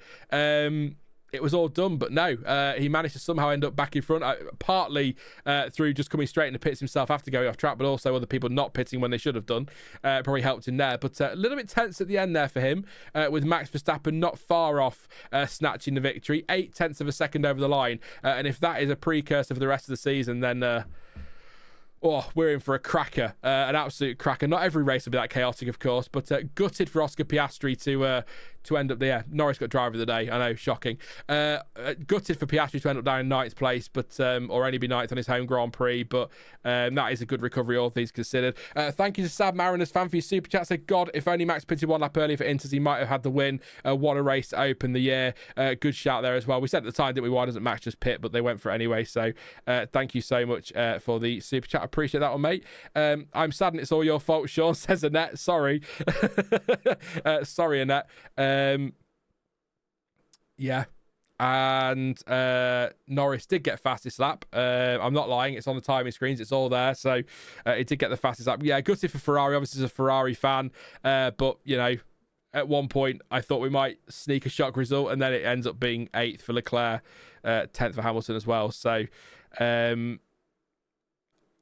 that was a good one. That was a good one. Obviously, the chaos helps, the rain helps, the safety cars help to make it exciting as an entertainment, or from an entertainment point of view. But we also saw some great racing in there as well. That move from Piastri at the end on Hamilton was fantastic. Possibly overtaken the day. You'll all tell me now I've missed one that was even better, but that certainly feels that way in the moment anyway. And Alex Albon, I get why Norris has got driver of the day, but also, Alex Albon's there in 4th place in a Williams, kept it on track. Next to no mistakes as far as I could see, and he got 12 points on the board. So, but Oscar Piastri will naturally look absolutely gutted by that one, but it happens. The Australian Grand Prix curse continues for Australian drivers, I guess. It's the story there, Annette, which is a shame, but... thank you, by the way, everyone, for tuning in. I'll stay live for a few minutes, we'll have a chat, and then we'll end for the day. But if you are disappearing, thank you again for joining me today. Hopefully see you for China. Please do drop a like before you go. We are 28 away from the 400 mark, so that'd be amazing. And do subscribe before you go as well. Lots to come this season over the next few days, weeks, and months. Very much looking forward to 2025. That's really whet the appetite. See what I did there? It rained. It doesn't matter. Binneth says, no matter if you hate Norris, I love him. Says Binneth. I don't hate anybody, to be fair. I'm not Norris's number one fan. I'm not for any British driver, which is weird. I know people think that's weird, but I'm just not. But I don't hate him at all. He's done nothing. There's no reason for me to hate him. No reason for me to hate any of the drivers, to be fair. They've not done anything to me personally, unless they have, and I've missed it. George Russell stole my hamster or something, I don't know. This was so much fun. You're getting a new subscriber. Thank you so much, Emma. Thank you for joining me. Hopefully see you for China. That was good stuff. Don says there's other podcasts streaming this. Should I stay with this room? You should stay with this room. I'm gonna say it because people get. I often get a comment going, "Oh, why are you copying such and such?" We did it first. You're testing streams. We were the first ones to be live all day, every day. That then got copied, and we were doing these before anybody else really picked them up. And so these are the original, and I would say the best, even though I talk absolute nonsense sometimes. So what do I know? Antonelli is the real deal. He was closing on Russell towards the end. I did wonder actually, because Albon started to drop off as he went across the line celebrating, and I was a little bit worried he might miss out on 4th. Maybe not knowing about Antonelli's penalty, but in the end, up into 4th place for Albon after Antonelli got his penalty for an unsafe release. Did we see the unsafe release? I don't recall it. So, nickname Mai says, shouldn't the pit lane exit for Bearman stop be red as the safety car was crossing? Do you know, Nick, I nearly said that when we were live, but I wasn't sure what the rule was on that, because I seem to recall it used to, didn't it? It used to go red. So I was a little bit surprised. But the blue lights were flashing, so it was being told to, but I suppose... Well, no, because if, say, Verstappen had pitted and was coming out, he'd be allowed to rejoin, wouldn't he? So I guess maybe we could look at that at some point, but I'm not, No, it was definitely flashing blue. So I might be wrong on that. I'm trying to think back to when that was. I think that was back in the pit lane used to close full stop. So no, I think it does make sense, but he was a lap down, which is annoying. So, that's annoying. But it's okay. I got a memory on Snap from one of the streams like 6 or 7 years ago. Says ST. Toaster made the right decision swapping in Antonelli. He's looking like a diamond for the long term, says Curious. I won't judge anybody negatively on their first race, and I won't judge them too positively either. Long way to go, but a good start for Antonelli. Good recovery from yesterday as well. So shame about the penalty, but I don't recall the unsafe release. I'm not sure who that was on. I'll wait and see if we get a replay of that. But it's a shame he wasn't 4th, but still 5th place from what? 16th on the grid or whatever it was. Even with all the chaos, that's still a really great recovery. So. Yes, they do, Tyler. I do leave the VODs up for the streams. Some people say I should take them down because it's bad for the channel, but I leave them up because people people like to watch them later. Shannon says, let the kids learn. Completely agree. Del says, good start for Antonelli, question mark. I assume he just got a safety car pit timing right since he was at the back for a long time. Still a good start for Antonelli, though. Del, he could have done what 1, 2, 3, 4 of the other rookies did and stuck it in the wall, but he didn't. So I'd still call that a good start for sure. And a great way to bounce back from yesterday's disappointment for whatever reason. So, credit where it's due. Obviously, good fortune in the fact that 6 cars retired, which naturally helps you. Safety car timings as well and pit stops timings, but that's all part of the game. There are other drivers that are far more experienced who didn't take advantage of that, so got to give them the credit for that one, I'm afraid. Good stuff is my favourite phrase. Great stuff is the other one I use. It's anything with stuff at the end. I quite like it, so there you go. Max was properly disappointed. He probably feels it was his race to lose after the papayas spinned. Says perplexed. So Verstappen's saying there, he says that if they pitted 1 lap earlier, they would still have been P2. So maybe P2 was the maximum in that situation. I will say, although he wasn't really ever close enough to make a move, if this had been round 18 of the season and he needed the win for the title, he makes that move. He at least sends it, and we either have massive controversy or it's one of the great Verstappen moves. So first race of the season, not worth risking throwing away 18 points in that battle. So as Norris signs a bottle of champagne, hopefully that'll be sent to me very, very soon. No? Okay, that's not how it works. Fair enough. It's a great race for the new drivers. Best way to learn is by making mistakes. It's curious. The rookies had a make-or-break moment here, says Hermes. Only 2 rookies left racing. Not doing so hot for them, says Ryan. And Hulk is a beast, says Navy Weed. Absolutely agree. Let's have a run through the order then. And then we'll wrap the stream up from there. Lando Norris has won the 2025 Australian Grand Prix with Max Verstappen in second place, 9/10 of a second, just under between the two of them. A great battle towards the end there with Verstappen closing and having that DRS. So Norris hanging on despite an off at turn 12, of course. George Russell in third place today. Really good result for him. 7.5 behind Verstappen, 8.4 off the lead, and 4.2 clear of Alex Albon in fourth place, picking up 12 big points for Williams. What a start to the season there. Kimi Antonelli back through the field from 17th for one reason or another into 5th place. Did finish 4th on the road, then got a 5-second time penalty for an unsafe release and dropped down to 5th place, but still a really good result for him. Lance Stroll, great result as well in 6th place, with Nico Hulkenberg in 7th for Sauber. 6 points for Sauber in the first race of the season, and for the third time. Don't forget, they didn't score until Qatar last year. So to do that on the opening weekend of the year, great stuff for Hulkenberg. Obviously, with a chaotic race like that, the most important thing is to get to the end because you can pick up points. So that's what Hulkenberg's done. Charles Leclerc, 8th for him. Disappointed. Oscar Piastri down in 9th after his spin, which cost him a hell of a lot of time. So actually a decent recovery for Piastri. Helped, of course, again, like others, with a safety car being deployed to bunch the field up. Lewis Hamilton finished 10th. Actually, Piastri making a cracking move on Hamilton around the outside of turn 9 on that final lap. A great move, in fact. So good stuff there. There's the good stuff again. Pierre Gasly, 11th place. He actually had that mistake, didn't he, at turn 1 on the exit. So that's probably why he's missed out on points there. One of the reasons why he may have missed out on points today. 4 seconds off in the end. Yuki Tsunoda down to 12th place. No points, unfortunately, after a great qualifying yesterday. And Esteban Ocon and Ollie Bearman bring up the rear. 13th for Ocon, 14th for Bearman. The only positive I'll say for Haas is, again, in a race like this, you just need to get to the end and hope something goes your way. It didn't today, but they at least finished the race to keep themselves in contention, so that's something. Liam Lawson crashed out at turn 2 as the rain hit hard. He was on the medium tyres and lost it and in the wall. Gabriel Bortoleto crashed at turn 12. Still not sure whether his suspension broke after he spun or it caused his spin, but his suspension was definitely broken before he hit the wall, so he was out. Fernando Alonso crashed at turn 7, exited turn 6, and then hit the wall at turn 7. Carlos Sainz crashed at turn 14 on the first lap under the safety car. That's how damp it was early on. That was him out of the race. Isaac Hadjar crashed on the first formation lap, to the grid, so we had to lose a lap of the race at 57, which Verstappen will be thrilled about, I'm sure now, thinking about it. But yeah, Hadjar out of the race, and Jack Doohan crashed as well on the opening lap between turns 5 and 6 in quite a nasty shunt, actually. All drivers okay, but only 14 finishes in the end. Norris top of the championship, ending Verstappen's run.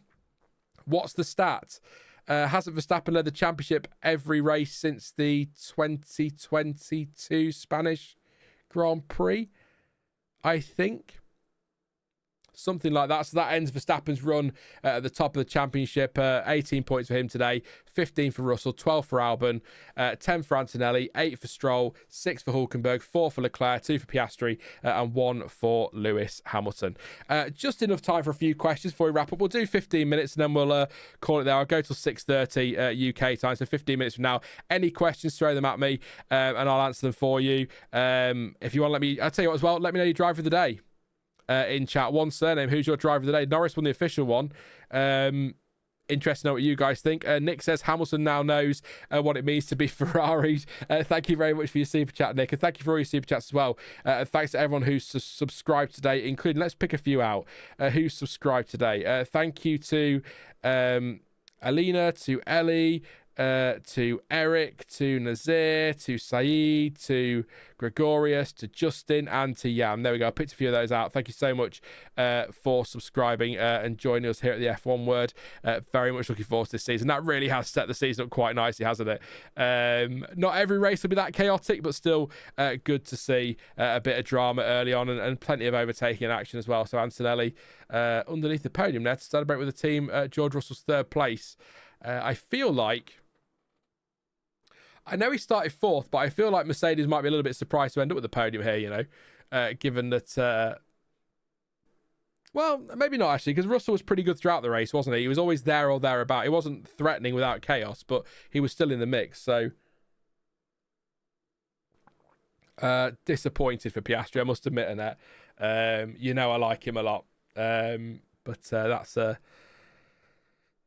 an interesting top three there. Wasn't expecting Verstappen to be up there if it was dry, but he did it in the wet, and there we go. Although looking at the pace actually in the dry, having said that, I'm gonna go back on what I just said actually, because even when it did dry out, it was very much the McLarens and Verstappen, wasn't it? Verstappen was never really under any threat from behind, so maybe that is what we're going to see this year: McLaren versus Verstappen. In which case, Liam Lawson, first weekend for Red Bull. First time at Australia, so we'll cut him some slack, but really he's going to need to be up there with him to help in the battle. But maybe that is what we're looking at this season, with a bit of Ferrari and Mercedes thrown in from time to time. Hopefully Ferrari are better than they've shown this weekend, actually, as they're showing the replays in the cool-down room now of all the actions. So Paradox says F1 Word streaming since the 70s. It feels like it. Let's have a look at these then. So Charlie has gone with Albon for driver of the day. I think that's a very good shout. Tyler's gone with Antonelli. Shannon's gone with Antonelli. Driver of the day, Kimi for CRM Doodle. Pascal has obviously gone for Hulkenberg, but also Antonelli. Lala says Albon out of trouble and finished well. Great points. Curious says Hamilton will be calling Vettel for advice on how to cope with that. Killjoy says Antonelli for driver of the day. Antonelli for Lizzie, says clearly Antonelli actually. Annette says Piastri with a sad face, but yeah, it is sad. He got caught out by the conditions, didn't he? But there you go. Hopefully that comes back round for him another time and it goes his way that time. But could Mercedes win the Constructors, says Hermes. Albon is my driver of the day. I would be surprised if they win the Constructors. I think McLaren early season favourites, but again, things could easily change over the course of this year, especially when we get to that Spanish Grand Prix. Marie says, anyone else here on their first season? Let us know in chat if it's your first season watching. Welcome, Marie. The McLarens are so far clear everyone else. Their time management is so much better, says Curious. You can never count Verstappen out, says John. Absolutely. It's been a long time since they won the driver's title, says Hans. Yeah, 2008 for McLaren. Looking for driver of the day here. Albon for John. Everyone voting Antonelli. He did actually good here, just perfect pit stop timing. How does that make driver of the day? Dell doesn't like it when people take advantage of those things. He likes to see proper racing, don't you, Dell? Overtaking around the outside, inside, and making way through. But I still think he deserves a shout for driver of the day, just for keeping us. Again, only 2 rookies didn't stick it in the wall today. One of those was Bearman, funnily enough, given his weekend. You'd think he would have been the first one to. No disrespect to him, but there you go. So I think he deserves a shout and a mention, but he's not my driver today. I'll get to that in just a moment. Albon for Andres.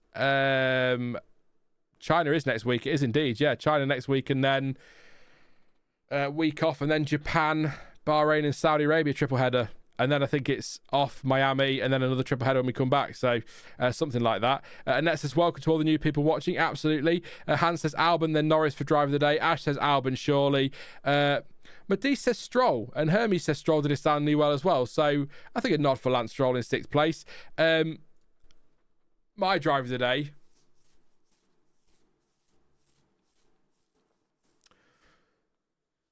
I think it is Alex Albon, you know. I know he's only gained 2 places, but he is 4th place in a Williams. He didn't really make any mistakes today. Drove really well. Stayed out of trouble. Picked up the pieces. Ended up 4th place. You've got to give the top 3 a nod for driver of the day. So I'm not saying they were terrible or anything like that. But for me, I'd go Albon because I think he absolutely nailed it today. But then it's very hard again not to say Norris, Verstappen, Russell, because they're up there, aren't they? So if you want me to be pedantic, driver of the day was Lando Norris because he finished first. So there you go. I will be streaming for China as well, Marie. Yes, absolutely. But yeah, I will be for China. Slightly better times. Not complaining. Yeah. Cadenza says that car should be in 4th. I'm not sure. 5th maybe, as in 5th fastest car, but I don't think it should be in 4th. But yeah, definitely. Tyler says not for us in the US. Yeah, that's true. Does anything ever work out in the US apart from the US races except for Miami, Tyler? But yeah, it's difficult, isn't it? Oh, sorry, shouldn't. Sorry, Cadenza. It's all right. I read it wrong. It's still early. Curious says the sun has risen in the UK, now tied for bed. And Tyler says, no, this is the first one I ever caught. Yeah. Can someone tell what happened to Piastri? Yeah, him and Norris caught the big rain shower at turn 12 and both went off track. And then as Piastri kind of came back on, he goes into turn 13, then spins, and then ends up on the grass. But because he's got the hard tyre on, wet grass, no traction, couldn't get moving, so had to reverse very slowly back across the grass to get back on track to a runoff road to be able to get going again. It cost him a hell of a lot of time, but actually recovered really well in the end to P9. So if you didn't see the race, get on socials and have a look for Piastri's overtake on Lewis Hamilton late on, because that was a great overtake. It really, really was. Kiat says it's McLaren's season if they can keep it together. Again, whoever said it earlier is right. It is only one race, and we've got a long way to go this season. But early season, McLaren clearly the team to beat. But a lot of the development race is going to happen in the early part of the season because a lot of people are going to switch focus to 26. Plus, we've got a new technical directive for Spain, which might mix things up with flexi wings and things. So it could all change. But if Norris does what Verstappen, for example, did last year, or Piastri does what Verstappen did last year and wins lots of races early on, they might have the lead to hang on. So early season, McLaren, we'll see what happens when we get to Spain. Although, again, Spain is round 9 this year. Feels like it should be round 5, but it's not. It's round 9. So hell of a long way to go before we even get to that, let alone the end of the season. So is it raining? It's just started chucking it down the podium. Oh, wow. Good job that rain didn't hit 20 minutes ago. Otherwise, they might have red flagged it. That's a big downpour. Ash says big Russian 2020 vibes with the McLarens. Actually, yeah, good point. Russian Grand Prix, Norris there, didn't he? Had that big off there, which cost him massively, cost him the win.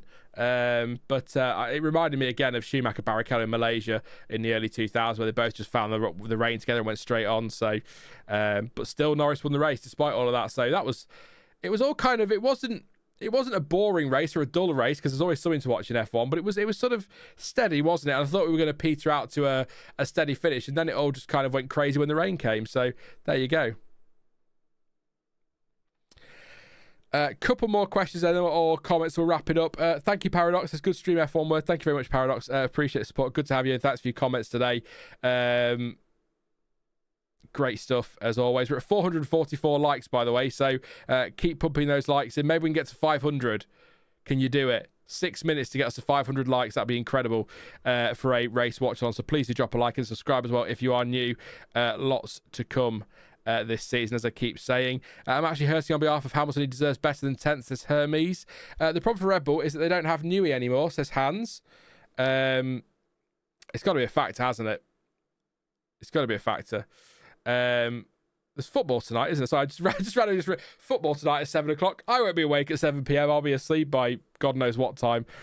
But I enjoyed that race. Herbie says, great stream, great race, great performance from Stroll. Thank you very much, mate. Drivers happy to drinking most Moe instead of Ferrari, says cute. Yeah, good to see Moe back, because we can now have the champagne celebrations rather than whatever they used to celebrations, don't they, when it's not champagne. Yeah. Ash says, I'm looking forward to the F1 Lolly Comics video. Absolutely. They do great stuff. My favourite one is still... they did the one, it was after Brazil a couple of years ago. It was Max Verstappen and Sergio Perez singing Count on Me by Bruno Mars. Oh, it almost breaks your heart when he slams the door in Perez's face. He starts going, ooh. Oh, poor Checo. They're great. If you don't follow the Lollipop comic guys, definitely do. They're so good. So good. I'm back. Can you tell us your name, Mr. Podcaster Fellow, so we might follow your social media? Thanks, mate. I'm Sean. I don't really bother with social, so it's not worth following at the moment. But you can drop a sub on the channel, and I'll be live a lot this season. So yeah, and it's SEAN Sean, by the way, spelt the weird way, scene, because we're English and we butcher everything. Locomotive Model says, thank you, Sean. I'm on a very early start for a long shift in hospital today. So watching the race, it hasn't been possible, but listening to you in the background was good. Thank you. No problem at all, Locomotive Models. Hope you have a good rest of the day. Thank you for joining me. Always great to have some company here. For these ones. Super Sunday for sports. I'm going to be sat in front of my TV all day, says Curious. Sounds like a good one. Yeah, I'm just going to give you comments, see if there's anything on the race, any questions. Ferrari will not win a championship with this mentality, says Sports Made. They have been doing the same thing for how many years now? Too many is the answer to that one. I think they will win a championship again eventually, but I'd like it to be my lifetime if possible. That'd be great. I said it yesterday, actually. I quite like a Leclerc championship this year. I may have said that as early this morning, but I can't remember now. But yeah, I'd quite like a Leclerc title at some point, but we'll see. The rain during the podium reminded me of the Hockenheim 2018. Imagine if that rain came down. It says the Scran Station 2. Yeah, that would have been, I think, that could have been red flag territory if that hit in the race. And Killjoy says, Yuki said in the wrong tyres too long, same strat that cost Ferrari. Yeah, it's... Do you think it was worth the gamble, though, if you're Ferrari or... I feel like Tsunoda had too much to lose there, because that's big points for Racing Bulls, isn't it? But is it worth that gamble in those conditions, or... what is it Martin Brundle says? And I tend to agree with him. You've got to be on the right tire at the right time. But also, if you don't take a gamble in those situations, you're not going to gain anything, are you? But I don't know. It's difficult. In the moment, it seemed like the wrong thing to do. Looking back, it certainly looks like the wrong thing to do. And you're going to say in chat that it was the wrong thing to do. So there we go. But, that isn't a hindsight thing. We were saying at the time, weren't we, that they maybe were leaving it too long on those dry tyres. But as I often say, Ferrari will Ferrari. And boy, does it do my nutting. Yeah, Daniel says he's judging hindsight. That again, though, Daniel, that wasn't hindsight, mate. We said it at the time. Chat said it at the time. I said it at the time. It was there was no way he should be still out there. Obviously, the hindsight helps to back that up, but at the time we said that as well. So that's not one of those looking back and having a bit of time to process it. There are some that are obvious and others that are not so obvious.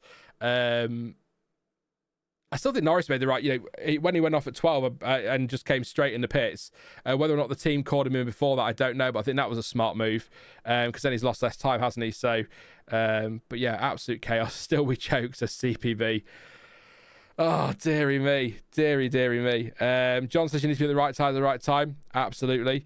Again, though, you've got to take the gamble from time to time, haven't you? But I think your gamble should have been, Ocon and Bearman staying on the Inters when the safety car came out initially made sense. What didn't make sense was them pitting right at the end of the safety car or near the end of the safety car for the dries anyway. So for a Haas, it's worth that kind of messing about and gambling, but maybe not for Ferrari and Tsunoda. I don't know. But again, if you're looking just with hindsight, then yeah, probably.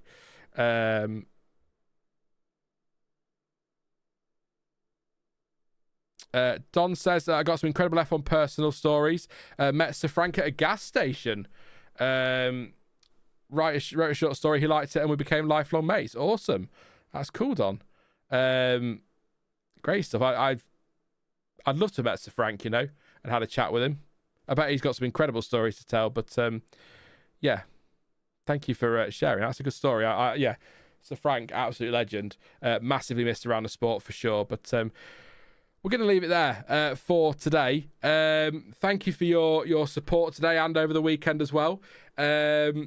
Live again next week for China. So if you're a live stream fan, then I will see you for the qualifying watch along next Saturday morning. Might do a sprint on Friday. Depends on if I can squeeze a day off before that, because I need a day off and I've done a lot of hours this week.